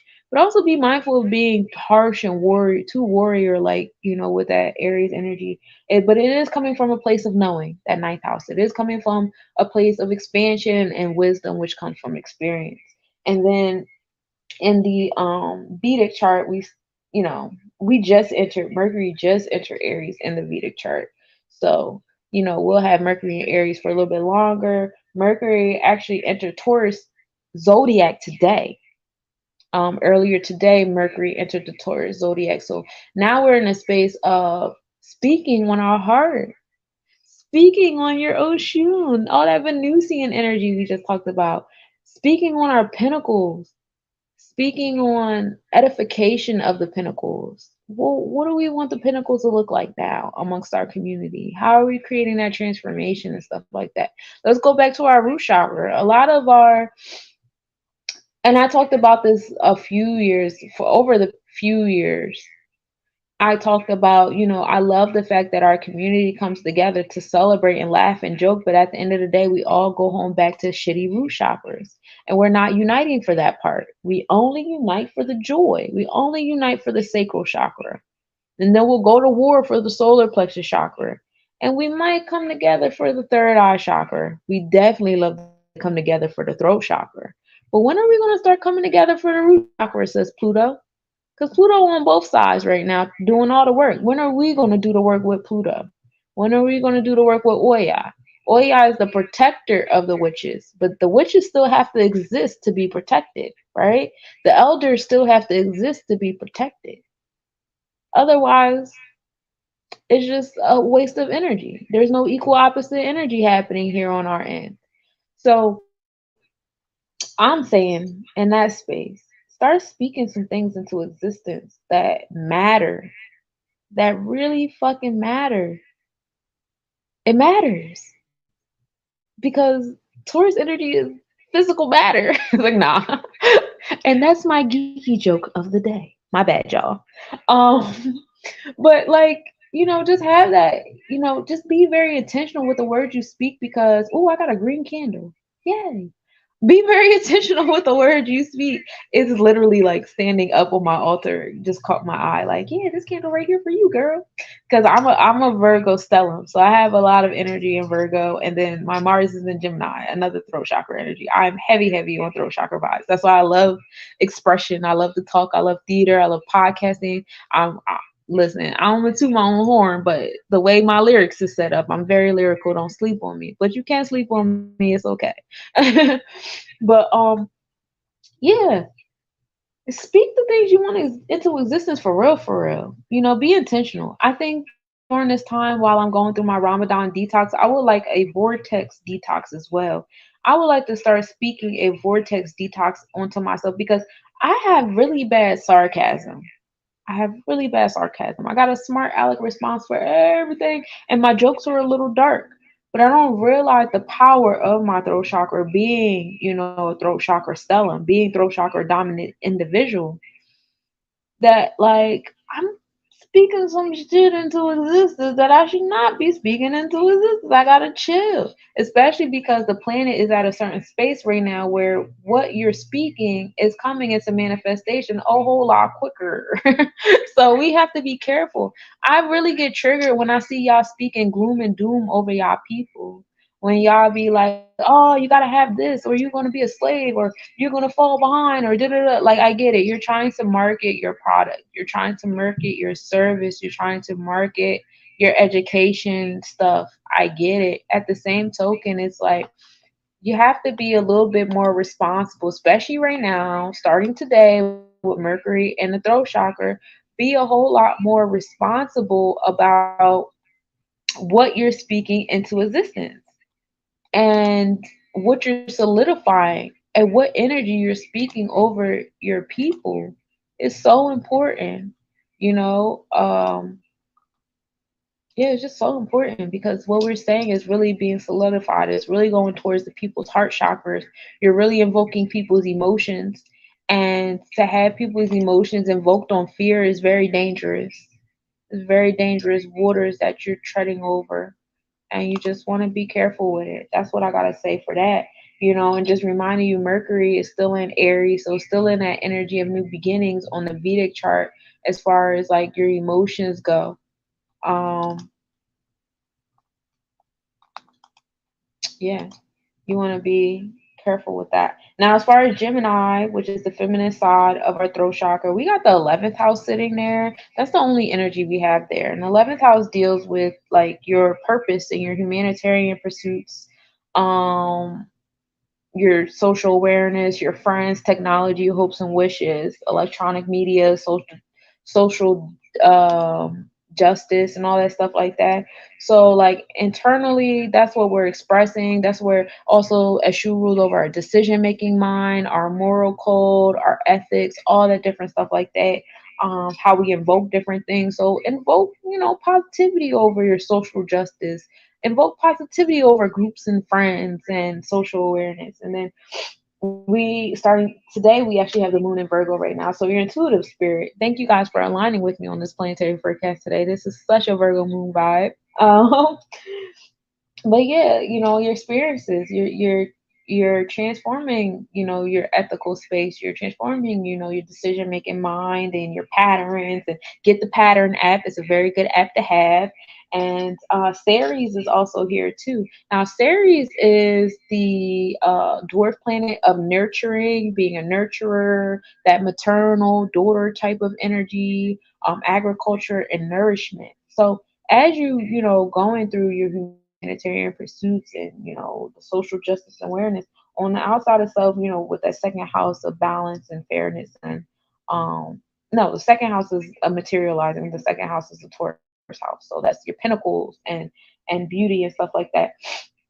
Nurturing, I love this. I love that Series is in Virgo because it's agriculture on top of agriculture. And right now we're in the season of Pare, which is seeding, planting your seeds in the soil. And that's important. And you can plant your seeds in the soil on all different facets. Again, this is why I say be careful of the words you speak, because the words you speak right now are tangible seeds. They are no longer just thoughts and, oh, I'm just saying this because it's a part of my marketing gimmick. Oh, I'm just saying this because, I'm just saying this. Like, no, no, no. We have to be more responsible. You are planting seeds. We are in the season of seeding, and we're in the season of meteor showers. So the cosmos is raining down upon us to water those seeds that you're planting. Please speak accordingly. Don't be out here, just speaking things because you want to sell some stuff. And you're speaking certain things into fruition over your people, and then you look back at your people like, why y'all ain't doing this? Why y'all ain't doing that? Da-da. Look at how you speaking over them. Look at the things that you're saying. Are you being intentional? Series is here to remind you that. Also, like on a layman's term and in a layman's way, like we are in the season of planting and stuff like that, which is very exciting. We are in the season of putting your seeds in the dirt. So this is the time to do that. Letting your seeds sprout. So here is my for all my people that want to try to garden, right?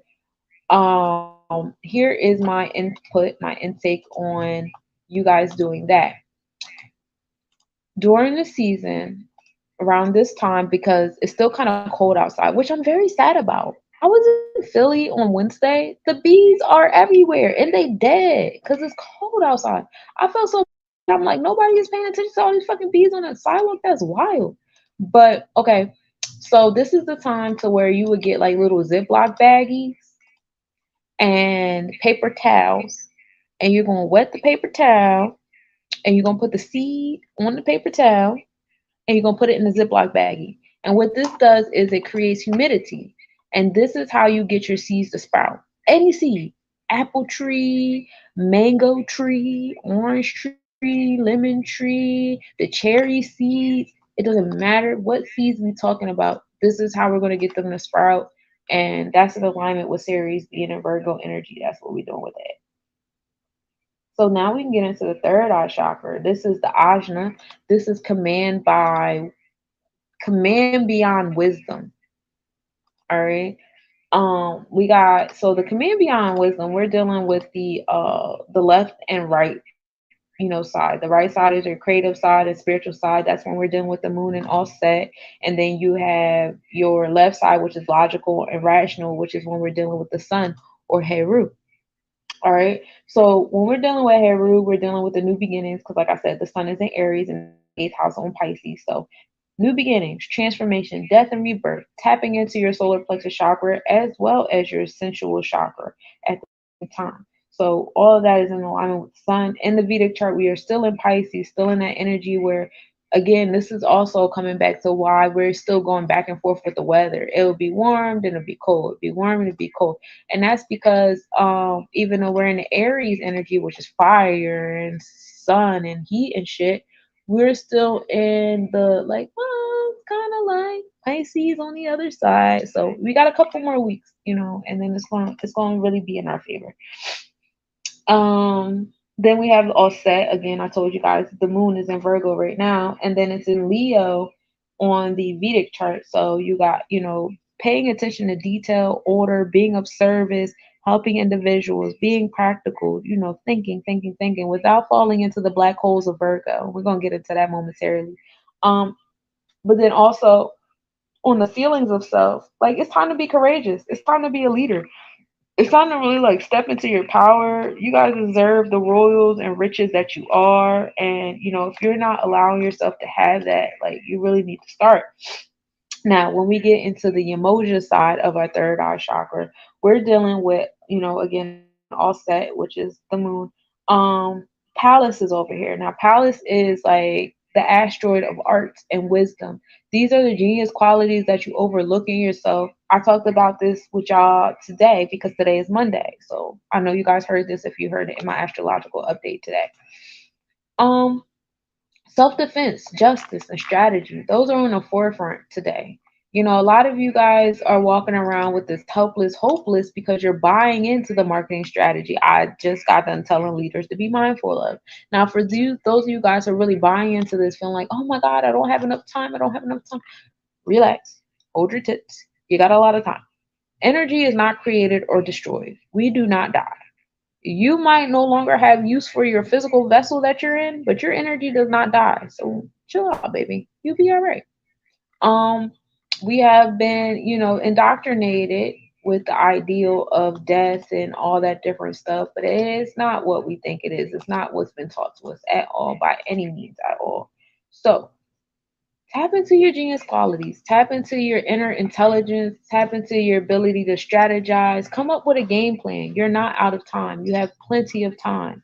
So just, move. You got to play like you playing chess on a chessboard. You got to move your pieces accordingly how you want them to move, all those different things, and just take a deep breath because you have time. Don't let anybody come into your space and say, oh my God, hurry up and buy my educational package, hurry up and do this, do that, do that, the world is ending tomorrow and you need this today. Like, please don't do that. Don't fall into that. You good. Also, Mars is over here giving you that warlike energy, that energy of new beginnings, that energy of like leadership, but doing it in a warrior spirit. So now it's kind of like, what are your genius qualities on a battlefield, right? What are your genius qualities, in strategy and education? What are you good at learning at? I know some of you guys like, I didn't do good at school. I didn't do good at school. Yeah, because you weren't learning something that you're good at. You weren't learning something that spoke to your spirit. You were learning what somebody wanted to teach you. And there's a difference in that. So you have to be mindful of, that indoctrination and leave that for what it is. Now, what is it that you are good at learning? Because that's a whole different, realm. Um, we are coming into the 12th house. We do have the 12th house over here in this energy too. This governs things that exist without physical form, which is like dreams, secrets, emotions, endings, healing, spirituality, karma, all those different things like that. Also focusing on people that are separated um society, like people that are in hospitals, people that are in jail, people that are in nursing homes and stuff like that, bringing our energy towards them as well because their energy also needs us. I have been trying to create like certain programs to take into jails, to take into the police force, because the police force is also another entity that's separated from society. That's why they look at us like civilians, and they call themselves, they're in a fraternity. They separate themselves from us. Same thing with military people. They separate themselves from society. That's another energy that does that.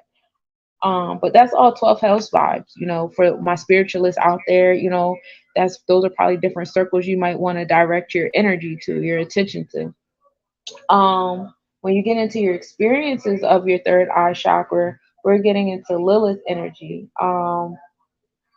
The masculine side is Orunmila, which is Heru, and now we're dealing with your courage, your discipline, your upper and lower self, because Leo energy is like the balance beam to your upper and lower self, maintaining coordination and balance with this side of self. And so we have Lilith here, in our experiences, you're going to be triggered. You're going to It's going to be some things that either trigger you into action in a positive way, or trigger you into action in a negative, like warlike way. It depends on your perception, really, because I honestly, when I get like angry, I get shit done, and I actually like that. I like when I'm put in those kind of spaces sometimes, even though in the moment it's like, I hate it here. But like when I, look back over my shoulder on some Sankofa shit, I'm like, damn, I really got a lot of stuff done because I was mad. But that's what Lilith does. And it really shows you like what you repress in yourself, you know, because this trigger happened, sometimes it's a temper trigger. Like I'll give you an example. It's a temper trigger. Like, somebody is like really in their energy and they're just being unapologetic about it. They're being very primal with their energy and it bothers you.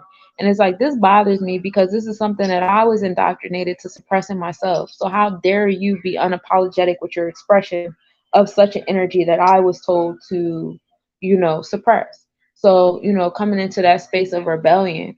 But then it also can be like a good trigger, like, oh my God, look at this person that is being rebellious. That is triggering me to be rebellious with them. I've been suppressing that myself inside myself. You just inspired me and ignited me to do something different. So you have that energy as well, which is cool. And it's in the first house. So this deals with your temperament, the energy you have when you walk into a room, and the different decisions that you make over like, a lifetime, up into like this moment or whatever is going to influence that energy that you come into a space with. Also giving you the energy of new beginnings and stuff. That's what that little trigger is going to do for you too. It's going to bring a new beginning into yourself, a new beginning in your experiences. It's going to be like, how like the law of physics, where you would be moving forward at a constant motion until that Lilith comes and smacks you and puts you on a different pathway. Like that's that first house energy. And then of course we know the crown chakra deals with the crown of the head, the consciousness, your thoughts and wisdom. So now we have exited your body and we've entered your outer sphere, the chakras in your outer sphere, which is how is your environmental self.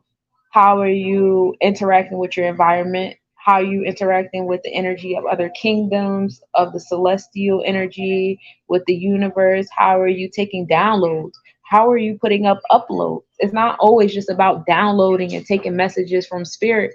You are spirit. Sometimes it's you the one putting the upload up, which is why I'm like, we can't keep looking down on people that like are expressing themselves and uploading their energy and uploading their mindset and their emotions onto these airwaves, because that is a duty. That is a duty. Yes.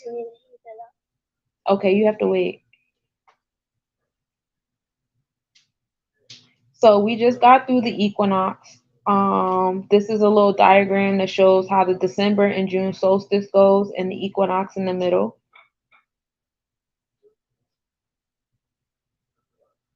And then also getting into the path of the comet ZTF, we have a comet traveling the travels, and it's going through the triangulum constellation in the sky, which is pretty cool. I know we talked about the comet ZTF going up the Aradenus River a couple weeks ago and making its way to the Witch Head Nebula, which was so symbolic, as you know, we had all this different stuff going on. Once Pluto hit Aquarius, there was a lot of different things going on in the water. You know, water advisory in Philadelphia, but like I hope it opened up y'all minds about how trusting you guys have been on these different entities with your waters. Like, have your own water filter, have knowledge on how to clean your own water, have knowledge on how to test your own water. You should have the apparatuses to test your own water. You should have the apparatuses to cleanse your own water. Relying on these different entities and organizations and governments to keep your water clean, and then assuming just because you got a notification to your phone saying that the water is clean, that is clean. That's kind of wild to me. And then relying on bottled water when we know that certain bottled waters have pollutants in them, that's also pretty wild to me. Self-sufficiency is key here. And hopefully with Mars sitting in the feminine side of your third eye chakra with Pallas, you guys tap into that self-sufficiency knowledge. Even if you decide to stay on grid, you still should have a certain level of self-sufficiency to where someone cannot tell you how clean your water is because you know how clean your water is at all times. You're keeping track of that. Nobody can tell you, oh, this food has a chemical in it or that, da da da, because you've been self sufficient with what you consume. Like you're giving yourself that knowledge. um, that is imperative. We can go back to the sacral chakra on that one and expanding your Jupiter wisdom with that energy and that Jupiter and Aries energy, new beginnings to your sensual energy. Sensual energy is all five senses, tasting too. So the things that you decide to consume through your mouth, through your mind, through your ears, all that stuff is in alignment and is in need of the new beginnings. It's definitely in need of that transformation. Also, if you notice on this diagram, we got some different galaxies. So we are in the race of finding galaxies in the sky for all of my sky watchers out there. I can't wait to get my telescope. But at this time, from like the second week to March to like the third week of April, a lot of our galaxies, our different shaped galaxies, can be seen through the telescope. So it's just a matter of y'all being able to find them, take photos of them, see how many you can find this year. And if you follow the path of the comet ZTF, you can find one, two, three, four, five. You can find five different galaxies along that way. Also, Virgo constellation has like a ridiculous amount of galaxies. I think it's like 10 off the bat you could see, on top of the fact that Virgo constellation is the only constellation that has a black hole in it in the middle. And that's where that overthinking, overanalyzing Virgo energy comes from, because of all the messier objects, which are galaxies and the black holes. Coma Berenices, this is where we could see the path of Ceres. Ceres is going along Coma Berenices constellation. This diagram shows the path from April 1st all the way to April 30th in the curvature.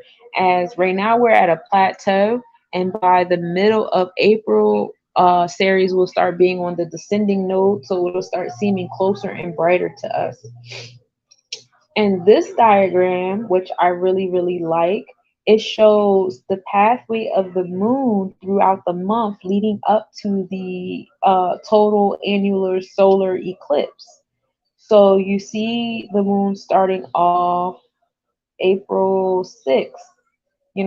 We got the full moon happening in the Virgo constellation. And then April 10th, we are in, moving to Libra, Scorpio, scales, the combination of both. Then as we go to April 11th, we have the moon being near Mars, and Mars being near not Mars, Scorpio, and that being near some galaxies. I'm trying to see, these like little constellations are so like I just really like this diagram though. I thought it was cool. We have the moon getting in alignment with Pleiades this year as well. This month, I mean, and then it leads up to the eclipse, and then you'll see the moon going towards Saturn as it's going into its waxing phase. I mean, its waning phase. No, waxing. I said it right the first time. I be second guessing myself. But yeah, as it goes into its waning phase, we'll be in Saturn. April 7th, which is in a few days. This diagram shows, the alignment. So we have a triangle going on in our sky, April 7th, for all my spellcasters out there. Pleiades, which is our energy of how do you carry wounds? How do you heal from those wounds? Different things like that. Venus, that Venusian energy of pentacles and love. And then Mercury being the southernmost, celestial body, decision making, morality, integrity, speaking things into existence. So April 7th is a really good day for spellcasters to do some ridding spells, some cleansing spells, healing spells of wounds, of traumas and stuff like that. That's a good day for that, with that triangle, ending certain patterns that have been created and maintained because certain wounds and stuff like that. I would definitely take a bath on that day, with some cleansing things. That's a good day. April 10th, 1 hour after sunset, if you look out the west, this is the alignment that we have in our skies. Um, Betelgeuse is out there. Betelgeuse has been looking beautiful, and I always catch Betelgeuse in Orion's belt. And just to remind you, Orion's feet is sitting in the Eridanus River. Again, as above, so is below. We are waiting in the waters.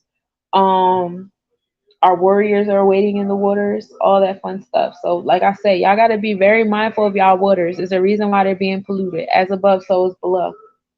Um, Aldebaran is also on the forefront. Venus.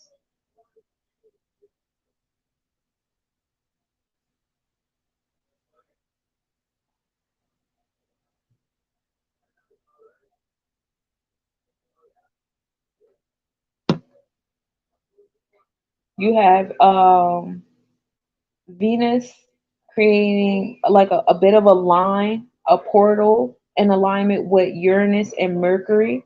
So now, like when you have like a straight line happening for my spellcasters out there, you have, your pentacles, your emotional self, your Venusian self, and a progressive energy. And then Mercury being that energy of patterns and integrity and morality. So for all my spellcasters out there, that nice little line, that portal line that's happening with Venus, Uranus, and Mercury will be, out there for you on April 10th. You guys could definitely tap into that energy. With that energy, I would just create new patterns with my pentacles, new patterns with my love life, especially because this is leading up to the Mercury retrograde that's about to happen, where a lot of different experiences are going to come back. And it's like, if you do that cleanse on April 7th, if you do the spell work on April 10th, when the Mercury retrograde does occur, you can be like, hold on, time out. I already know because I did the work. I know with this Venus and Mercury and Uranus, I want progressiveness. I want change. I want different.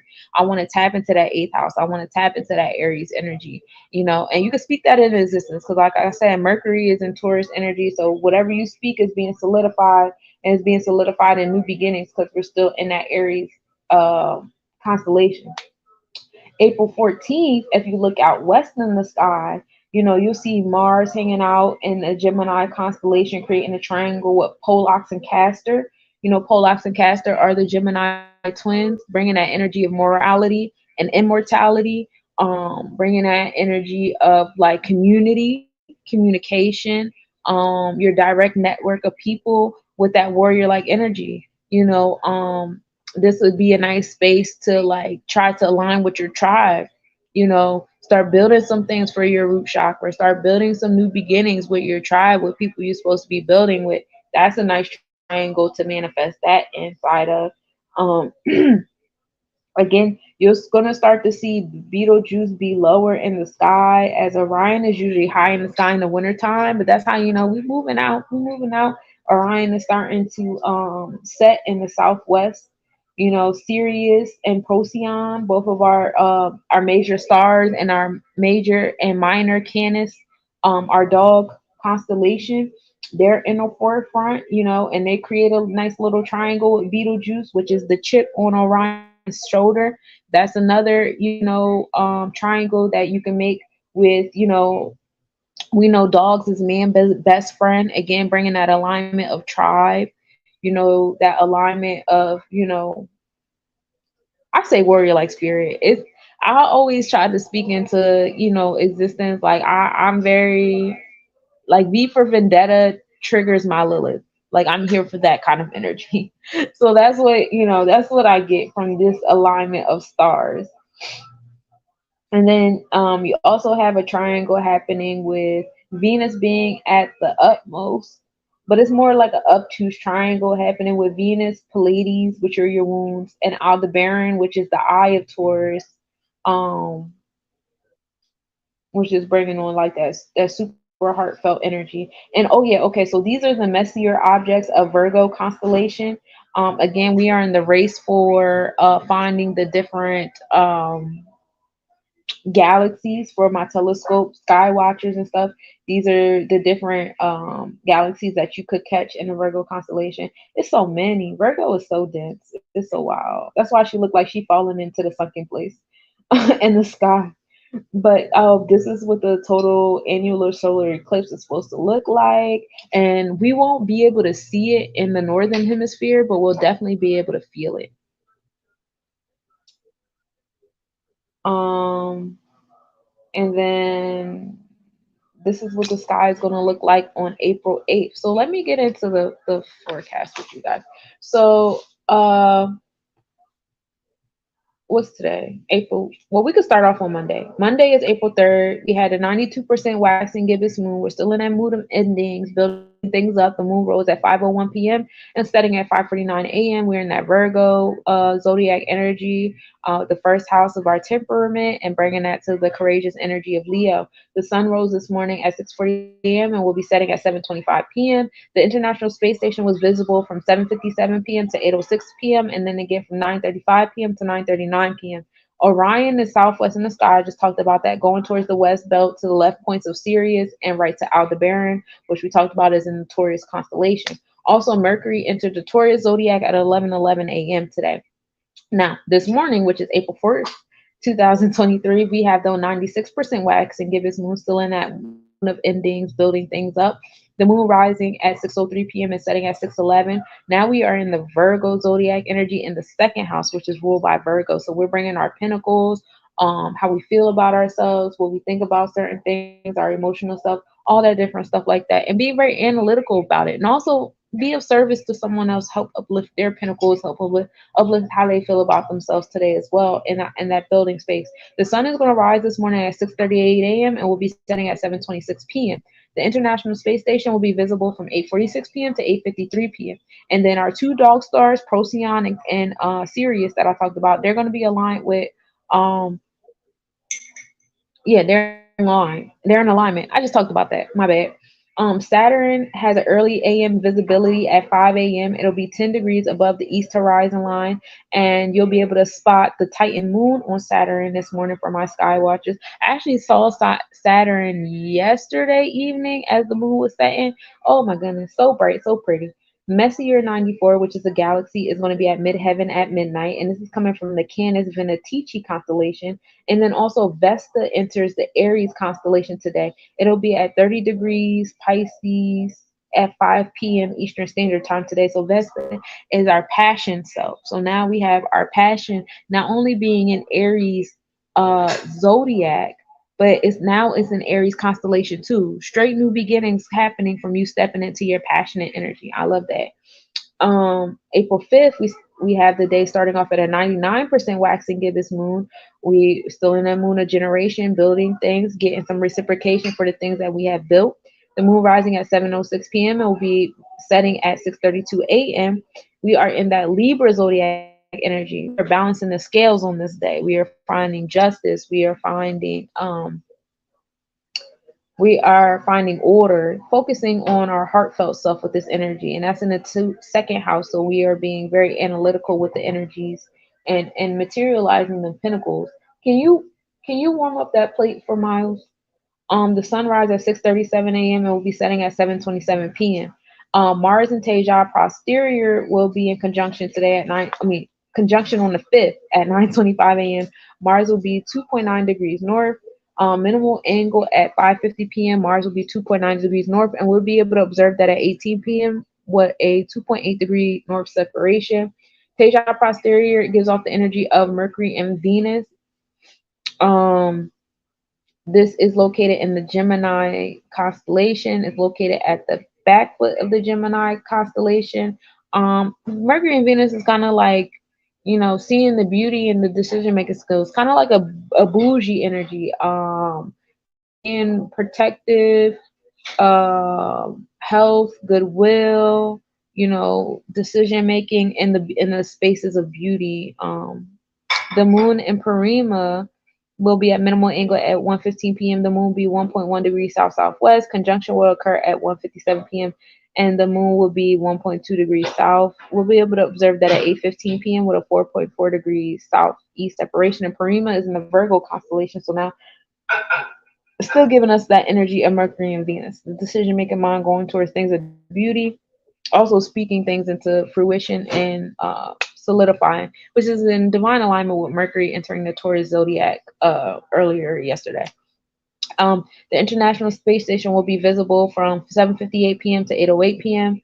Also, Spica is below the full moon and Arcturus to the left. So we have a triangle occurring with our moon, our intuition. Spica, which is the Virgo star, and this gives off the energy of success and riches. And Arcturus, which is our star and giving off the energy of and Leo, the watcher and the guardian and stuff like that. So watching over our witches and stuff like that.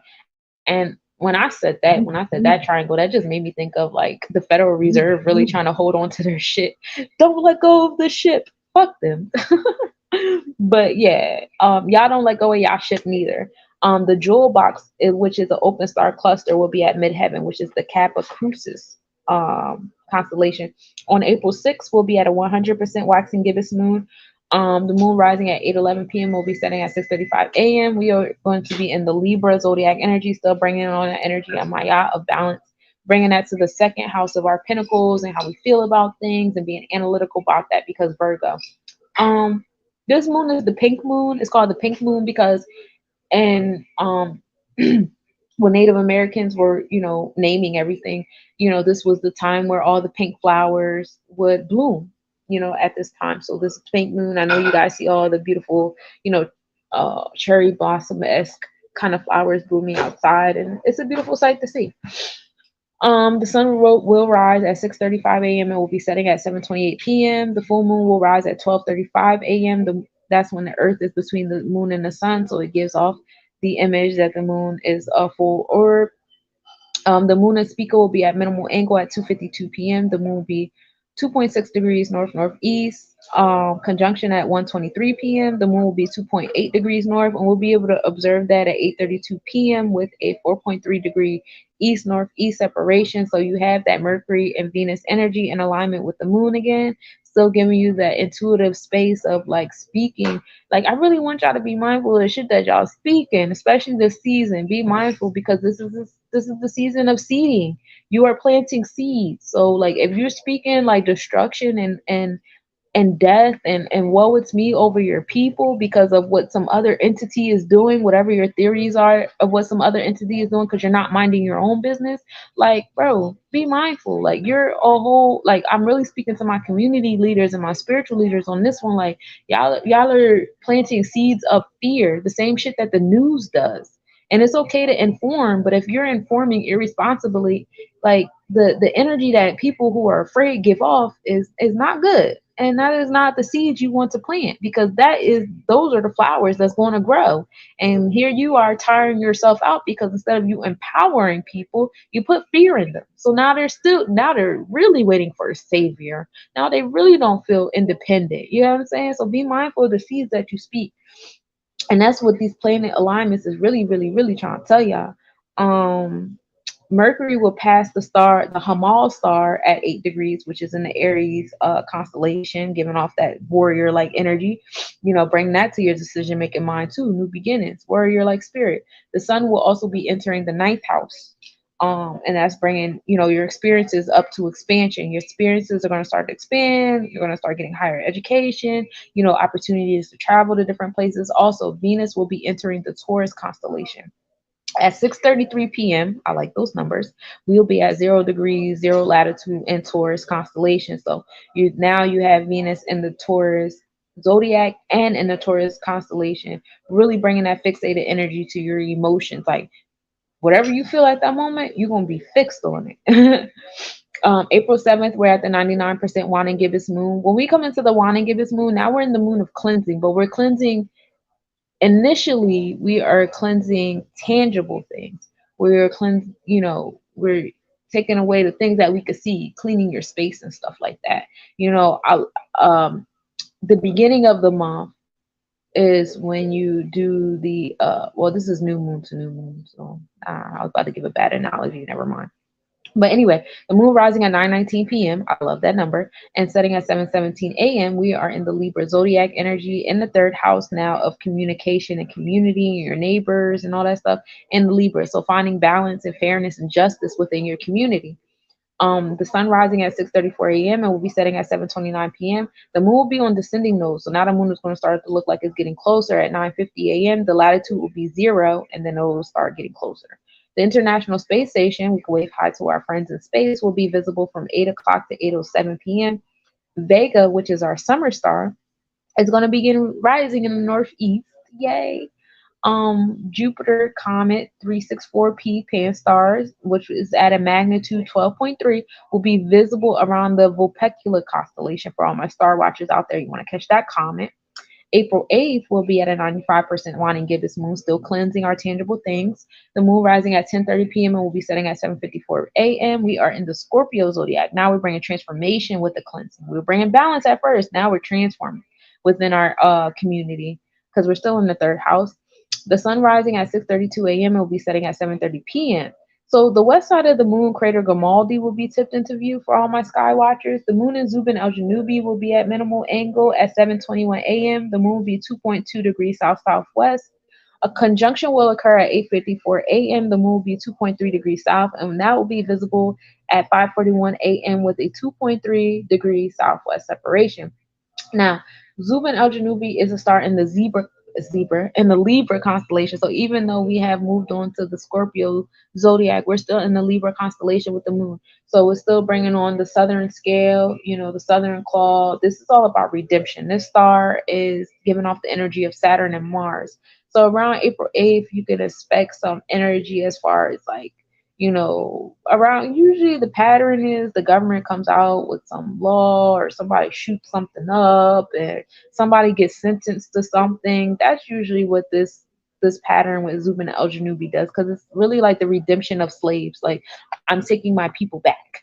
Like, let my people go? No, I'm taking them back. That's the Zubin el-Janubi energy. Palace will be at the best visibility of the year, so this will be a super duper good time to tap into that third eye chakra of your genius qualities. Castor and Pollux will be seen in the west southwest sky after sunset. You'll be able to draw a line towards the left, and you'll be able to spot Hydra the serpent, which usually starts to rise high in the sky around Scorpio season. But you'll be able to see, our little snake over there. The moon will be at Phelion, which is the furthest point from the sun, so it'll be a little dim. Mercury will be at dichotomy, which just means that Mercury will be at the half phase. Because planets be having phases too. For my people that look through telescopes, you'll see that. April 9th will be at a 90% Juan and Gibbous moon. We're still in that space of cleansing tangible things. The moon rising at 11:41 p.m. and will be setting at 8:16 a.m. We are in the Scorpio zodiac energy of transformation in that fourth house now. So now we're in this space of home and family. We're creating transformation in our home self and our maternal energy, how we be maternal to others and how we receive maternal energy. The sun will be rising at 6:31 a.m. and will be setting at 7:31 a.m. The moon in Dashuba will be at minimal angle at 2:33 p.m. The moon will be zero point 0.9 degrees south. Conjunction will occur at 2:41 p.m. The moon will be zero point 0.9 degrees south, and we'll be able to observe that at 5:43 a.m. with a 5-degree west separation. So Dashuba is in the Scorpio constellation. It's giving off the energy of Mars and Saturn as well. So this is also a violent star for the moon to be around. Again, still giving off, Zubin El Janubi, Dashuba, and Graphius are very violent stars. And usually when the moon is around these three stars is when like you see like certain government things happening, shootings happening in schools because these are blood stars, these are war stars. They require blood sacrifices, and there are certain different realms that like some of our people are here to literally do certain blood sacrifices for stars. Like that's what their natal chart is aligned for them to do. Unfortunately, it happens. Um, but this is the energy of Mars and Saturn, so it's giving a new beginnings in this space, challenges in this space, and different things of that nature. Moon in Graphius is also at minimal angle at 3:17 p.m. The moon will be 3.9 degrees south. Conjunction will occur at 4:17 p.m. The moon will be at 4 degrees south, and we'll be able to observe that at 11:57 p.m. with a 7.3 degree southeast separation.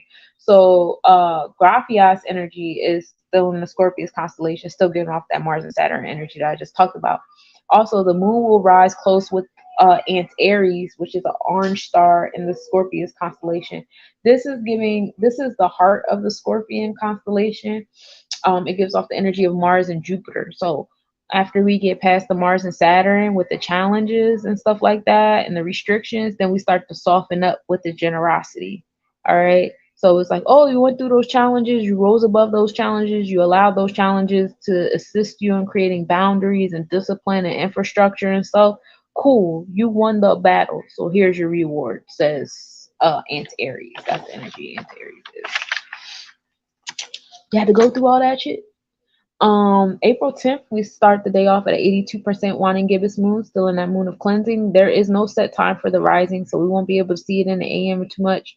But the moon will not set until 8:56 a.m. the next day, so we'll be seeing the moon for quite some time. We are in the Sagittarius zodiac energy, so that moon giving us the cleansing space into like higher education. Certain indoctrinations that you have received will be cleansed out to make space for new things, and we're still applying this to our fourth house of home and family.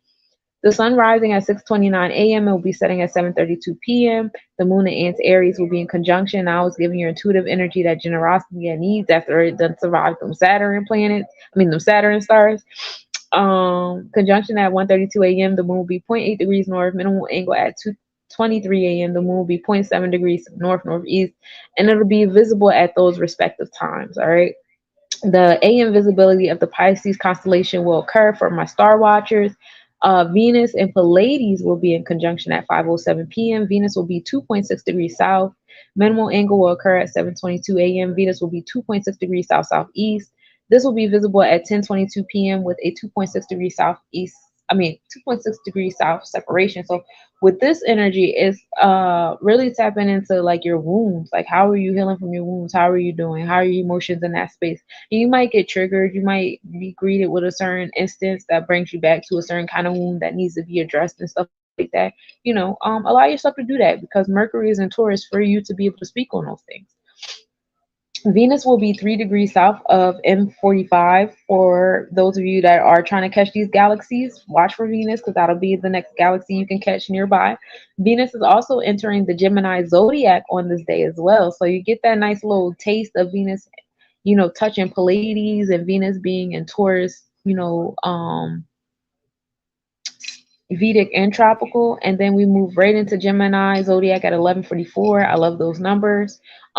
At 11:44, Venus will be at 30 degrees 0 latitude in Taurus, so it'll be moving into Gemini from there. So now you have more airy space to your heart space chakra. You done got so fixated, and you were so tough and so condensed and so strict and so stubborn and so stiff, but now you just get to open up. So it's like going from one extreme to the next.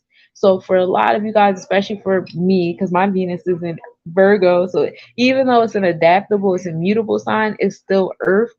I probably definitely need to take a nap that day. But that's good. That could be a really big blow for a lot of people, especially if you're in a fixed element or if you're in an earth element. So be mindful of that. My fire people, please don't be getting into no arguments with anybody. My water people, please stay up out of your feelings. And I'm just talking about the Venus placements. I ain't talking about your sun or nothing. I'm talking about your Venus placements. Be careful on that day because that is a big shift from Taurus to Gemini energy that night.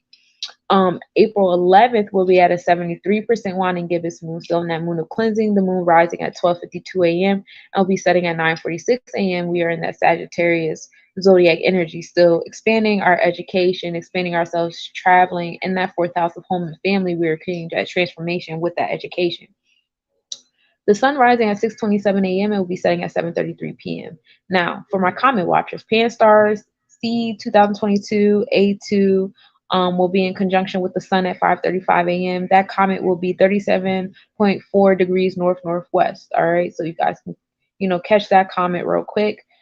Jupiter, you probably won't even fully be able to catch it because it's the sun and the sun kind of blocks shit, but you might be able to catch it like in that vicinity.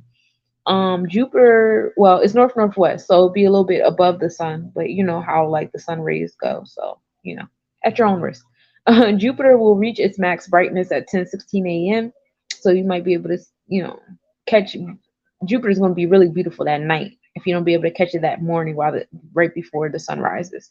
Virgo will be opposite the sun at 3:08 p.m. This will be the best visibility of the year for that Virgo constellation. This will be a perfect day for y'all to catch all of those galaxies in the sky that are in the Virgo constellation. Also, Mercury will be at its longest elongation at 6:01 p.m. Mercury will be 19 degrees east and we'll be able to observe that at 8:10 p.m. with a west northwest elevation of 11 degrees in Aries. So it's a big ass triangle, obtuse triangle happening with Mercury, the sun, and Earth, creating that obtuse triangle. And you can, do with that what you will. Like maybe, this is the season. Mercury is front and center right now in the cosmos because we are preparing ourselves. The cosmos are preparing ourselves for the retrograde that's about to happen, where we're going to rewind in certain ethical situations, certain integral situations, certain moral situations, just certain things that we spoke into existence. We're going to be revisiting those things and asking ourselves,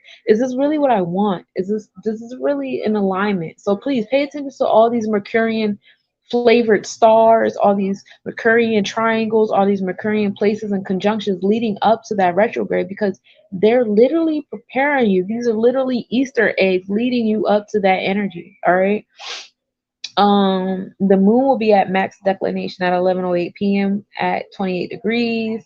So the moon will be super duper close that day. It's gonna be nice and big and pretty. And also Mercury will be at its highest altitude in the evening side. So now we have Mercury at midheaven on that day as well. April 12th will be at the 63% waning gibbous moon, still in that moon of cleansing. The moon rising at 1:57 a.m. will be setting at 10:47 a.m. We are in the Capricorn zodiac now. So now we are being a leader, inspiration in the tangible field. Now we're like creating things, we're taking initiative on things. We are tapped into our infrastructure in spaces, being an authority figure, maybe having cleansing certain experiences that we've had with authority figures and stuff like that, because we're still in the space of cleansing. And this is in our fifth house, so this is like in our community and stuff like that. I seen this beautiful reel of this girl was going off on everybody in the municipal government in her town. I want to say that was Patterson. That's the vibe. That's essentially the vibe where there's a moon of cleansing and Capricorn zodiac energy. That's what we're dealing with. And just being like determined and just having some balance in your restriction and order. 6:26 a.m. will be the sunrise. 7:34 will be the seventh set. The moon and cause spiralis will be at minimal angle at 10:54 p.m. The moon will be 3 degrees south. Conjunction will occur at 11:29 p.m. The moon will be 3 degrees south, and we'll be able to observe that at 2:14 a.m.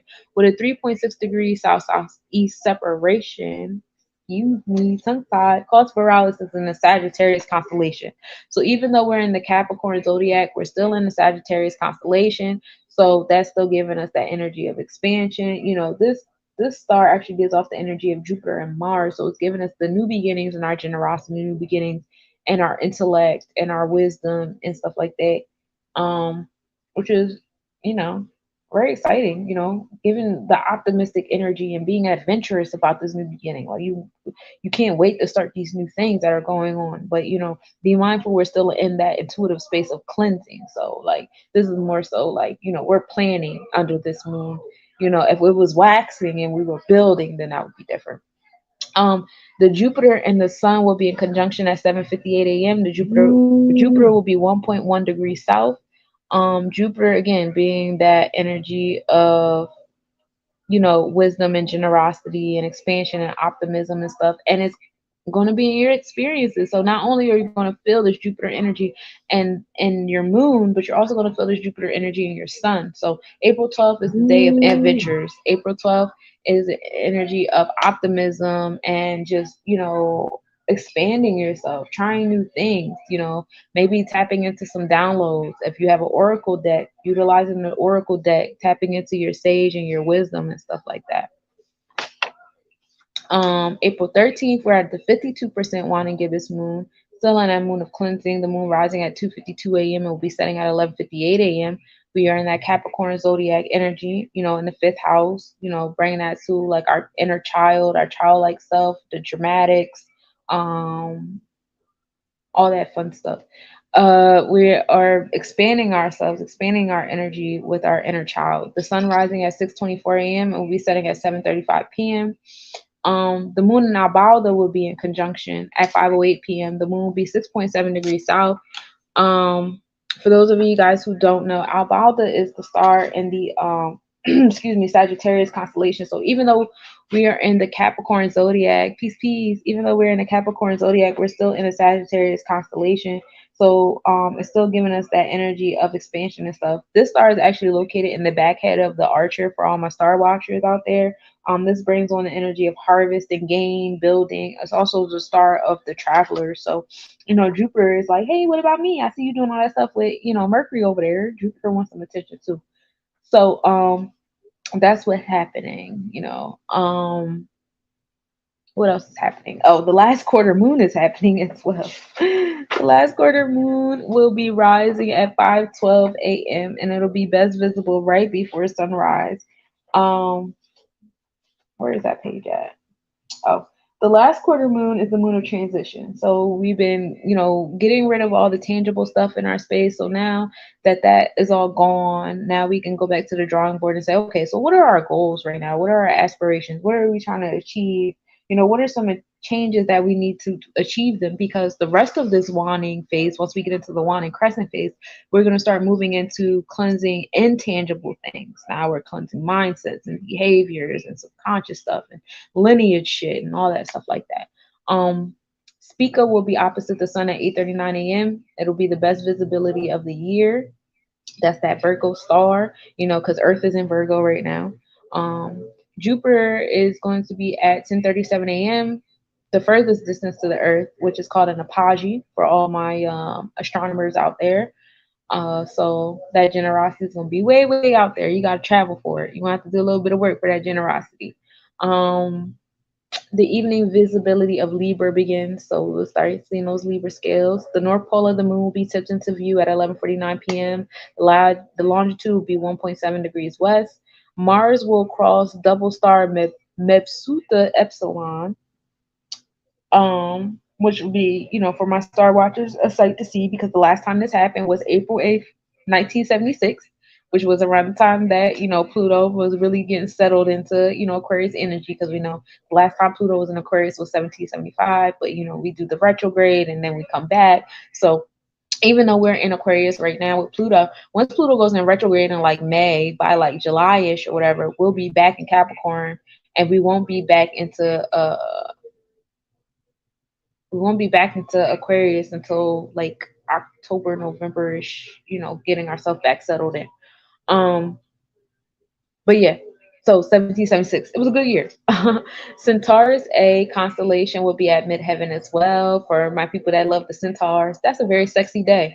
Very, very sexy day for my Taurians out there and all my other sexy people. April 14th, we're at the 41% waning crescent moon. So now we're cleansing intangible things. Now we're in the space of letting go, going inward, reflecting, and planning at this time. getting ready for the new moon.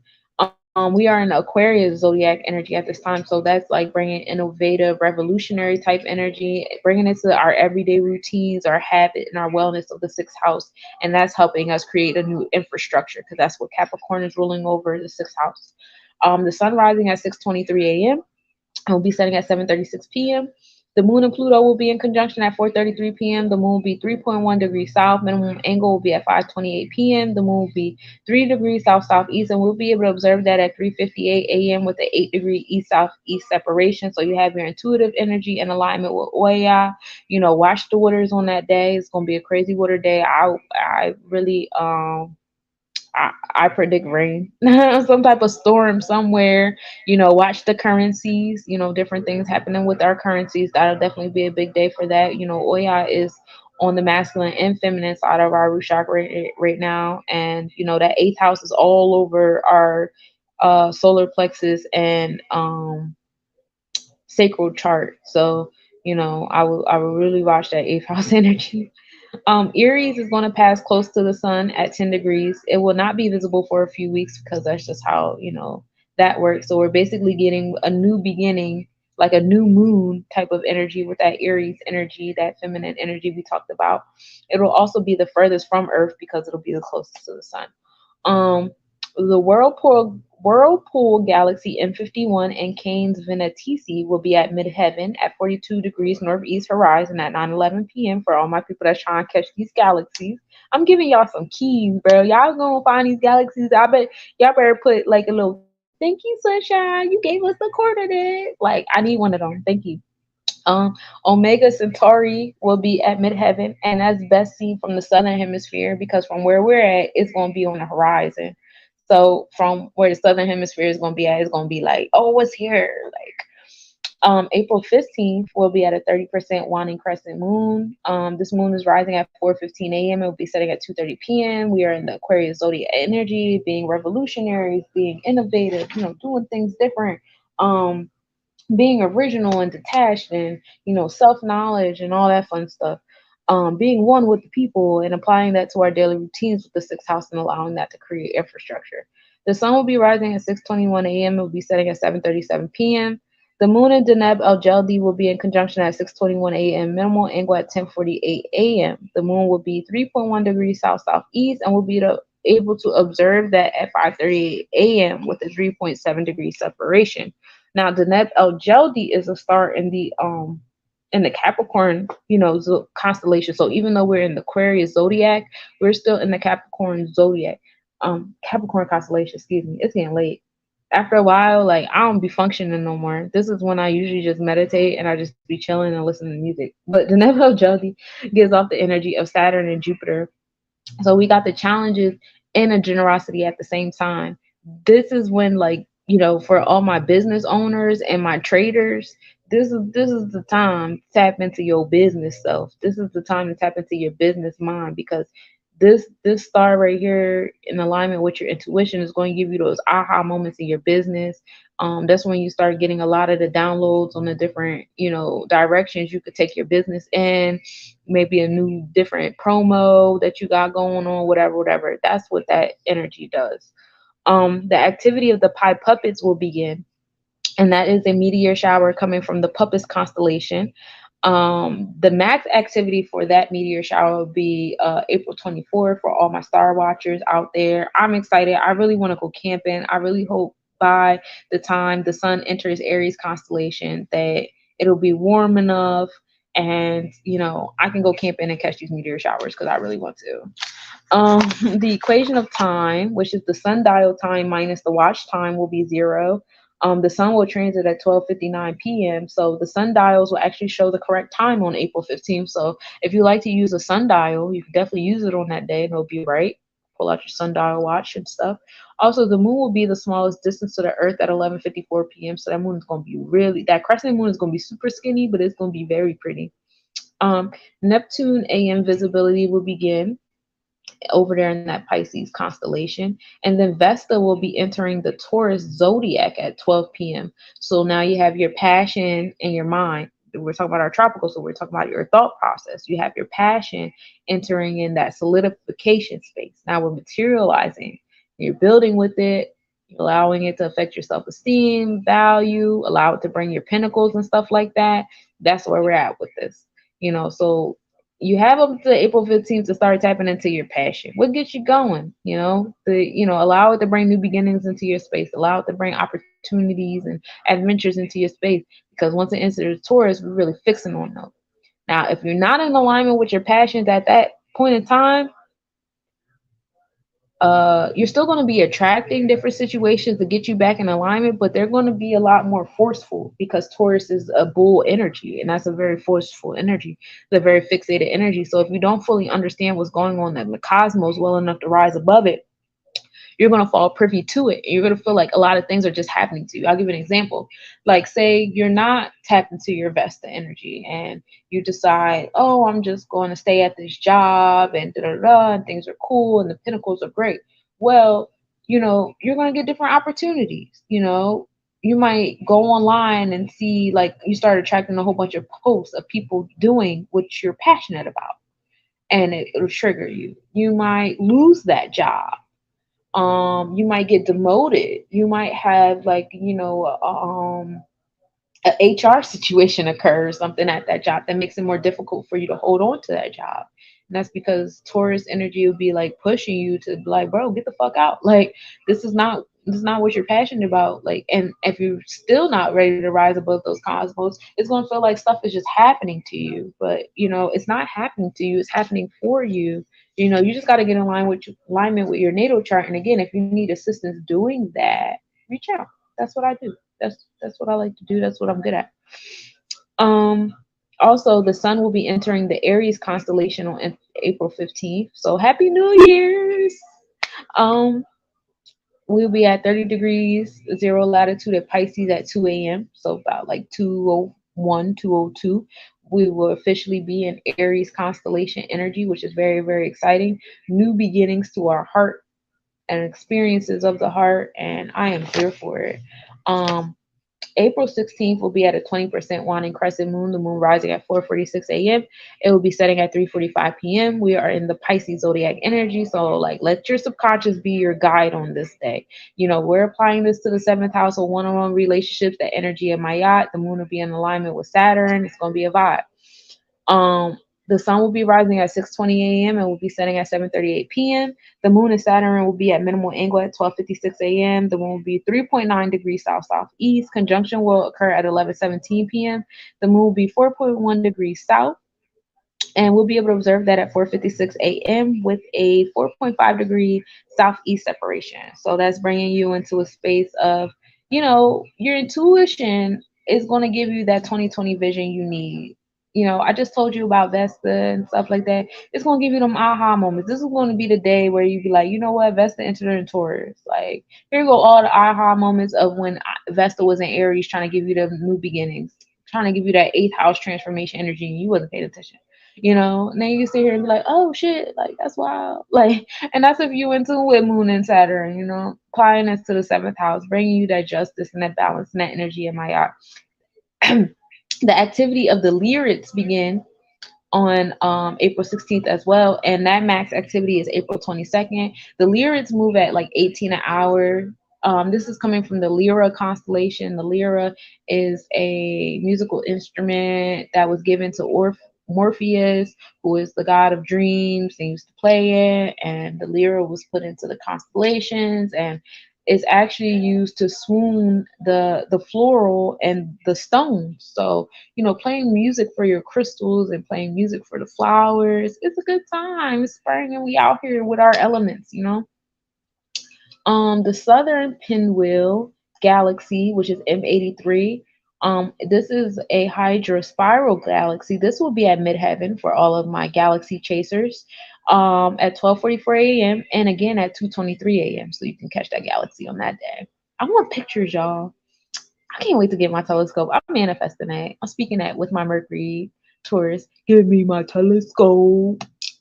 Um, April 17th, we're at a 12% waning crescent moon, still in that moon of cleansing intangible things. The moon rising at 5:13 a.m. and will be setting at 4:59 p.m. We are in that Pisces zodiac energy still, allowing the subconscious to be that guide, really tapping into those fishes, you know what I'm saying? This is giving us the energy of, dreams, spaces you need healing at, cleanse those things out your space, get in tune with your, psychic identity, all that fun stuff.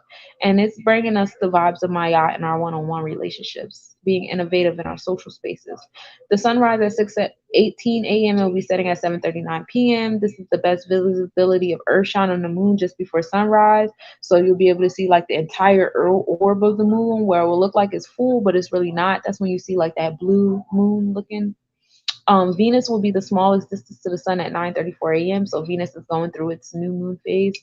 The moon and Neptune will be in conjunction at 2:32 p.m. The moon will be 2.7 degrees south.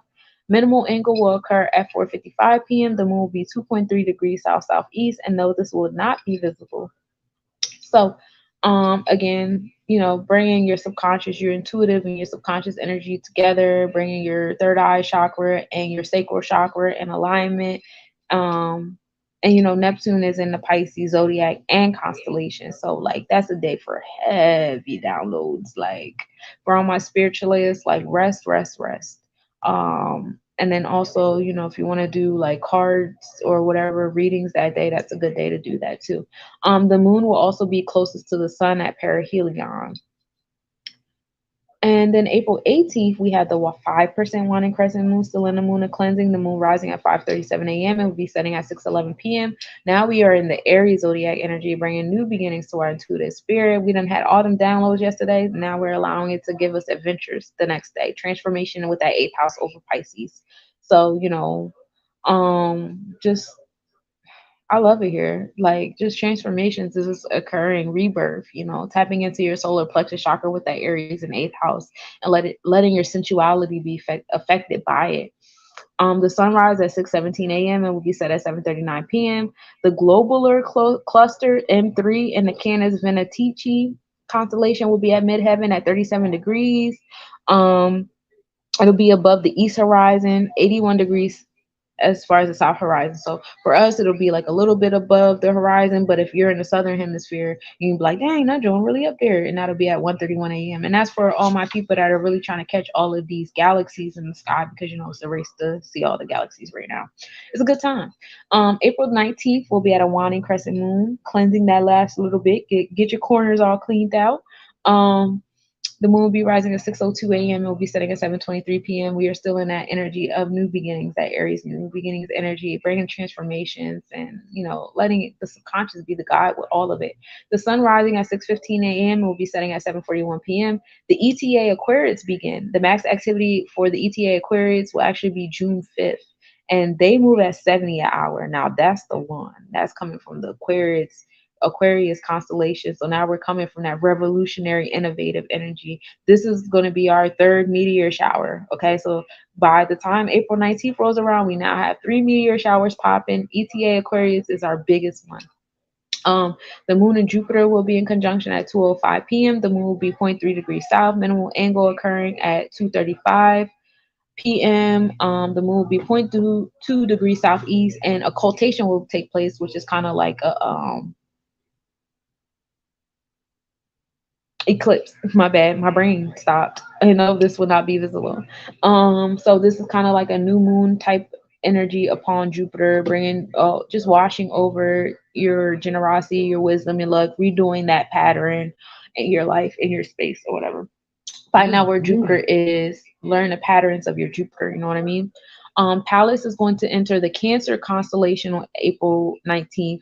It'll be at 30 degrees 0 latitude Gemini at 9 p.m. So probably like 9:03, 9:04, Pallas will be entering in the Cancer constellation. So now it's been in the Cancer zodiac energy. So in our mind, we've been thinking about our genius strategies and qualities, and we've been playing chess in our head and thinking about what we need to do and stuff, especially because it's sitting next to Mars, right? Mars is bringing the warrior, like militant type of genius strategy and quality. I'm telling y'all, like I be wanting to like empower my community not with gloom and doom energy, but just like with strategies on what to do. Like, y'all already know, like, buy some land, grow your own food. There's a website called killerlanddeals.com, and I was so grateful because I was trying to manifest the Aboriginal. It felt so weird to me to purchase land from someone of not my culture. Like, bro, this is our land. Why am I buying this? Like, I'm not even gonna get into that. Anyway, so I manifested this Aboriginal man. Shouts to Adam, he a real one. It was $500. I got 3 acres in Arizona, in Sun Valley, Arizona. Now, mind you, you can say, "Why this is desert?" Da, da, da. But don't y'all see all that rain that's happening over there? Oh, all right then. It's about to not be what it is. You feel me? What I'm saying? Anyway, I bought 3 acres of land for $3,000, $500 down, and I think it's like $250 a month. And he worked with me. He was patient with me. They all it's a lot of different websites online where you can finance land, whether it be in Arizona, Arkansas, Kansas. Those are major places. And I know TI is like, oh well, it's not in my hood. It's not in my neighborhood. Well, how well is your neighborhood doing for you right now with all of those people that are going to be scared, that are going not to know what to do because they're relying on massa to do everything for them?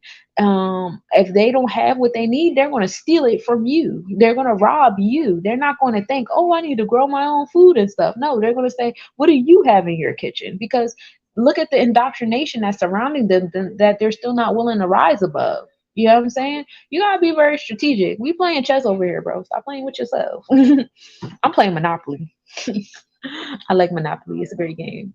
Anyway, so Pallas entering that Cancer constellation, and it's also in the Cancer zodiac at the same time. So you really letting the subconscious align your steps to what your genius qualities are and revealing those things to you. The universe is going to send people into your space. The universe is going to send opportunities in your space. The universe is going to send affirmations in your space, readings. All like, I follow a bunch of readers, and whatever I'm feeling, I promise you, bro, I be wanting to unfollow some of these readers sometimes because it be so overwhelming. Like, all of y'all just be in tune with the affirmation, you feel me? But like, um that's what the universe do. It's gonna bring souls into your space. Now, if you're not trusting these souls, like say somebody comes to you and say, oh my god, you're such a good writer, how come you're not writing books?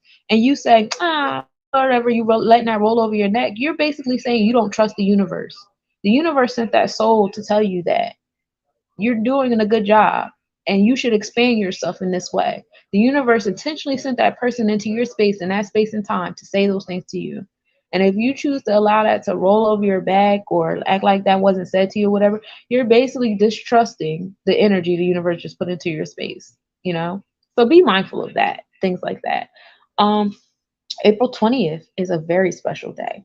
We are at a 0% waning crescent moon. We are now in the moon of new beginnings. This is, culturally speaking, this is the mark of our new month, on a lunar calendar. This is why in certain countries you go to, they're in a whole different year because they use the lunar calendar, whereas we're using the solar calendar. And not only is it solar calendar, it's the Gregorian calendar.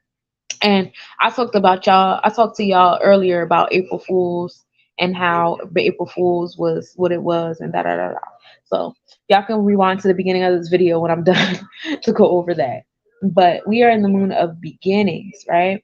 The moon rising at 6:27 a.m. and will be setting at 8:34 p.m. We are in the Taurus zodiac energy. So this new beginning is coming to our heart chakra, right? Coming to our heart space, our priorities, our self-esteem, our loving self, how we love others, how we love ourselves, how we move in forgiveness and awe and beauty.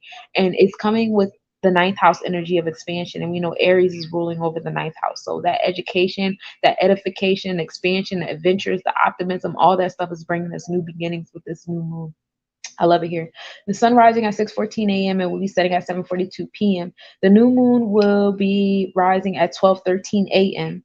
The moon will be between the sun and the earth. The annular total solar eclipse will happen at 12:16, 51 seconds a.m. Okay, this will be at a magnitude 1 in the southern hemisphere. It will last 62 seconds if you're in Australia. It will last a whole 62 seconds. If you are in Timor, it'll last 1 minute and 16 seconds. And Timor is where it'll last the longest, 1 minute and 16 seconds. We will not have another solar eclipse until October 14th. These will be our two solar eclipses for the year. All right. So this one is an annular because Earth is not really well, none of these planets is a full circle.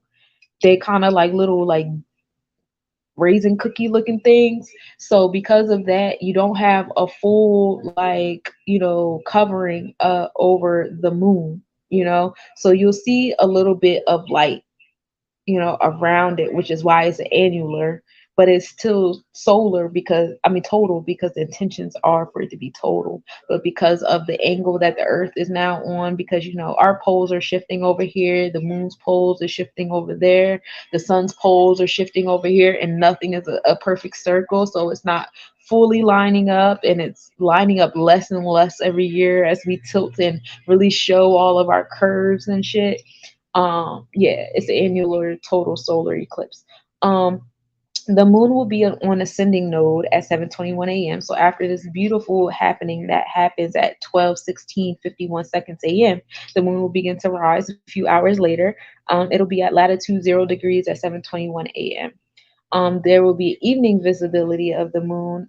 So, we will be able to start to see the moon as the night comes. Venus and Aldebaran will be in conjunction at 4:27 p.m. Venus will be 7.5 degrees north. Aldebaran is the star in the Taurus constellation that's located at the heart, excuse me, that's located at the eye of the Taurus, and it gives off the energy of Mars, which is the new beginnings and the warrior like energy happening to your heartfelt self, reminding you of Venus's and Taurus zodiac and constellation energy at the same time. So all my fixated people, this star is for you. Being diligent. This, what? Honestly, I feel like this is more so for my water Venusians, honestly, because my water Venusians, you guys are little wet blankets when it comes to matters of love and the pinnacles, and kind of be all over the place. So for my water and my air Venusians, while this Venus is in Aldebaran, I would really work on solidifying yourself, concreting yourself in your priorities and how you feel about yourself. Stop letting outside energy affect how you feel about yourself. Like that's weird. Um, just really like solidifying yourself in this space with your Venus energy. Wamea, which is the goddess of like creation and the connection between the cosmos and creation. That is in I lost my place. Opposite to the sun in the Boots constellation around 12 a.m. It'll be 2022 degrees east horizon. So we'll see it right on the horizon line where we're at. But if you're in the southern hemisphere, it's gonna be, kind of midheaven to you a little bit. It's gonna be at perigee, which means being closest to the earth. The sun will enter the Taurus zodiac energy on this day as well. So now we have the sun entering.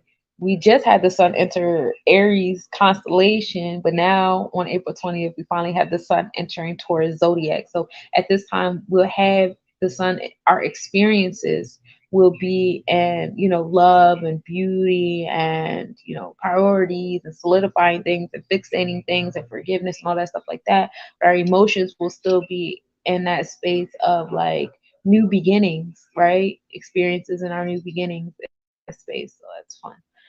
April 21st, this is last but most certainly not least on this day, we are at the 1% waxing crescent moon. So now we're coming into the moon of building again. We're building back up. We done cleanse. Now we're build. Now we're building back up.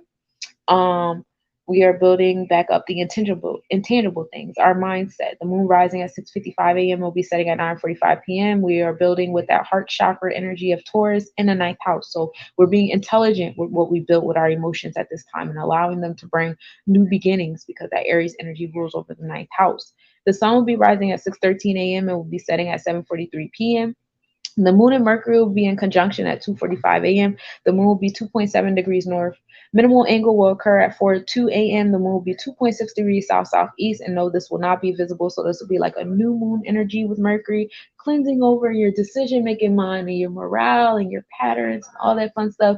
Get the pattern app, y'all. That is the one.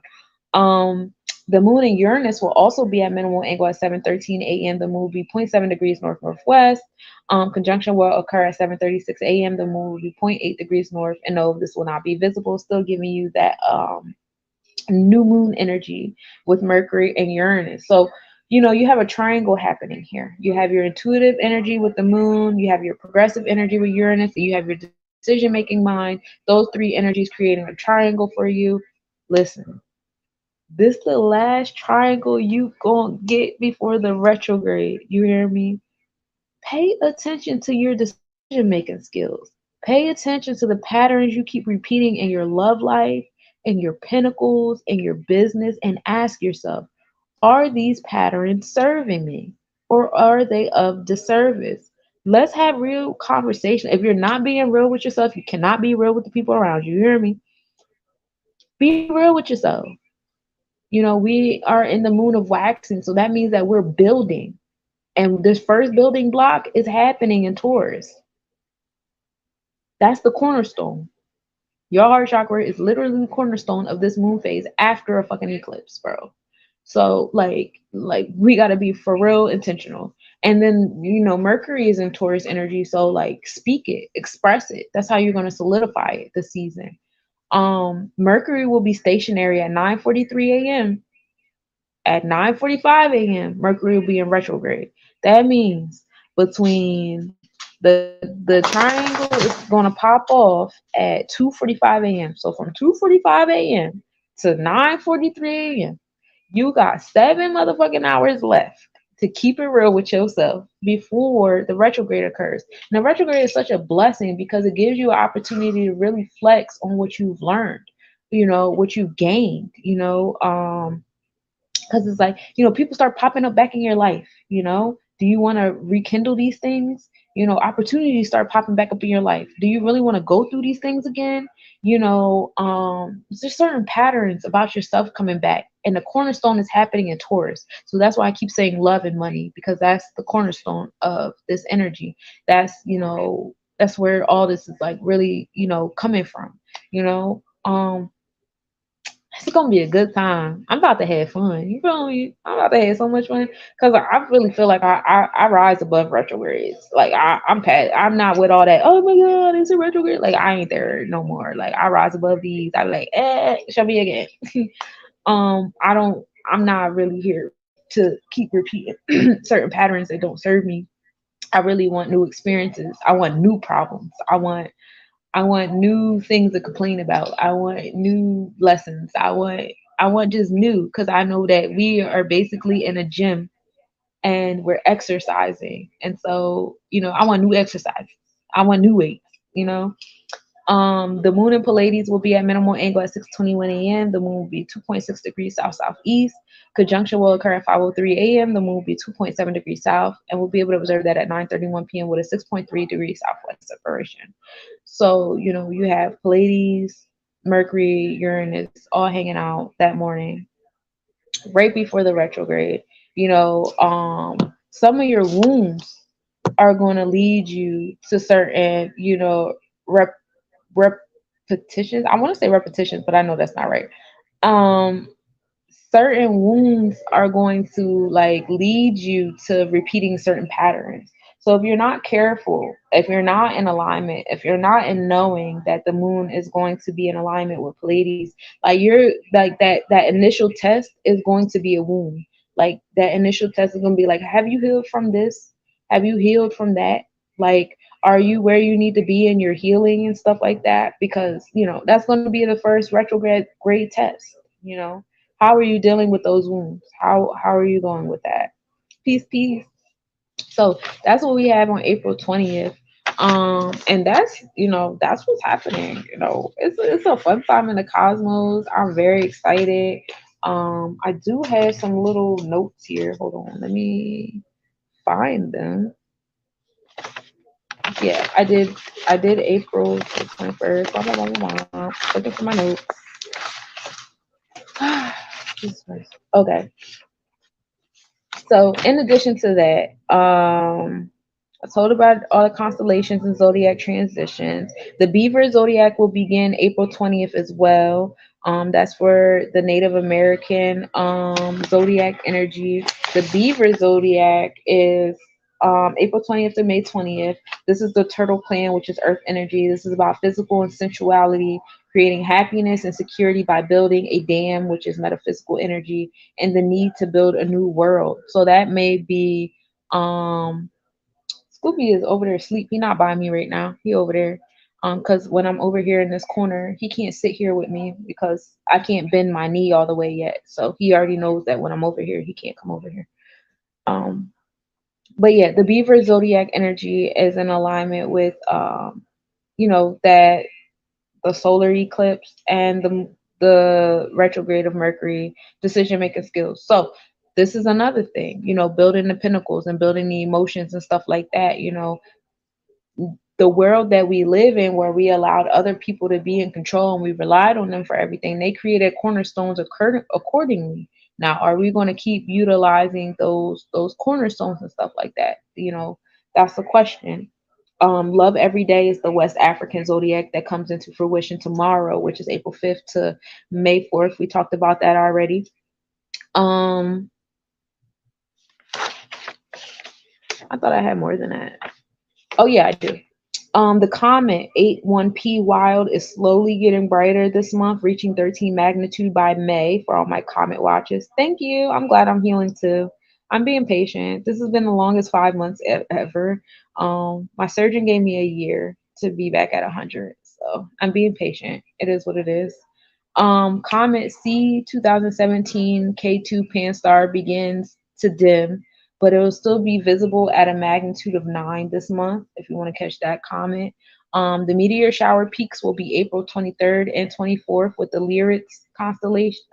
The Lyrics coming from the Lyra constellation, and the Pi Puppets coming from the Puppets constellation. Um, April 8th, 2024 will be the total solar eclipse over North America. So even though we don't get to see this year's total solar eclipse, next year it'll be on our hemisphere. So we'll definitely get to see that one next year. Um, on May 5th, we'll have our prenumbral lunar eclipse. So every time you have a solar eclipse, the lunar eclipse is like a couple. Shut up.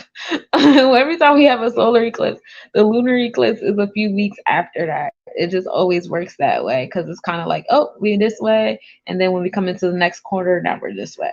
So that's happening May 5th at 5:22 p.m. It'll be visible in Europe, Africa, Asia, and Australia.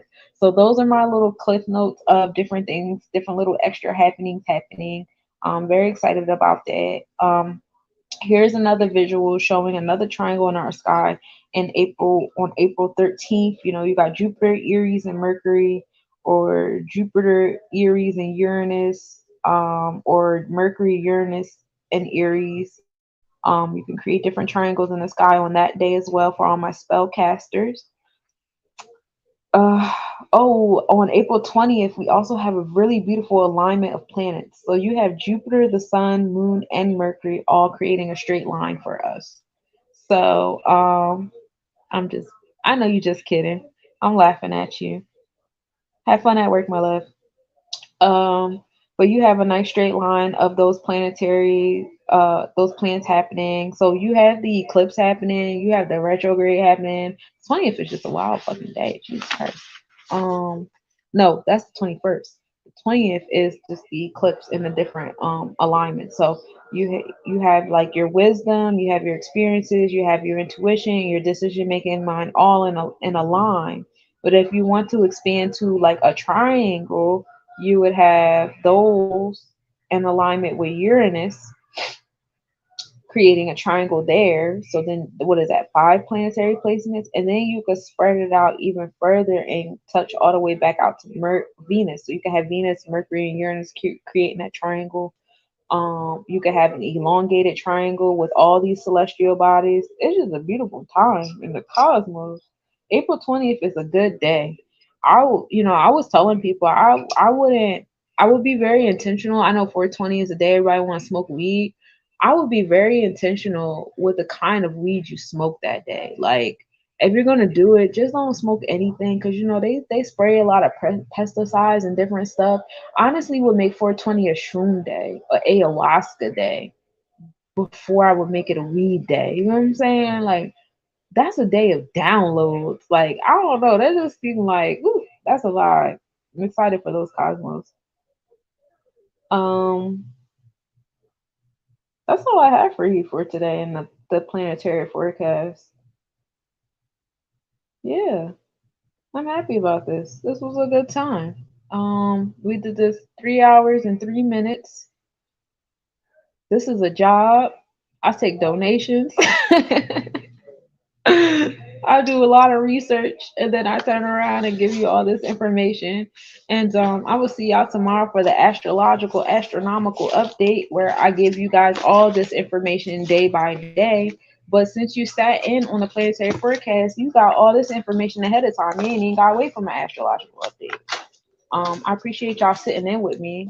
You know, the support is always like received thoroughly. I really appreciate it. And I hope you guys learned some stuff because, you know, I don't just touch astrology and the metaphysics of things. I also touch astronomy, telling y'all, you know, where to look up at. Also, we are in astronomy month, so you know, tis the month of you know, I'll be doing some different reels throughout the month, giving you guys some astronomy facts and stuff like that. So yeah, that's what I got for you. Oh, it's also poetry month, so I'm doing 30 for 30. I missed the third, so today is the fourth. So I'm going to do two poems today to catch up for my 30 for 30. I'm about to go to bed now. I got physical therapy in a few hours. But yeah, thank you guys for tapping in. Good night. Good night, y'all. Peace, peace, y'all. Okay, never mind. Because as soon as I said that, I cannot stand this little notification bar at the top of my screen.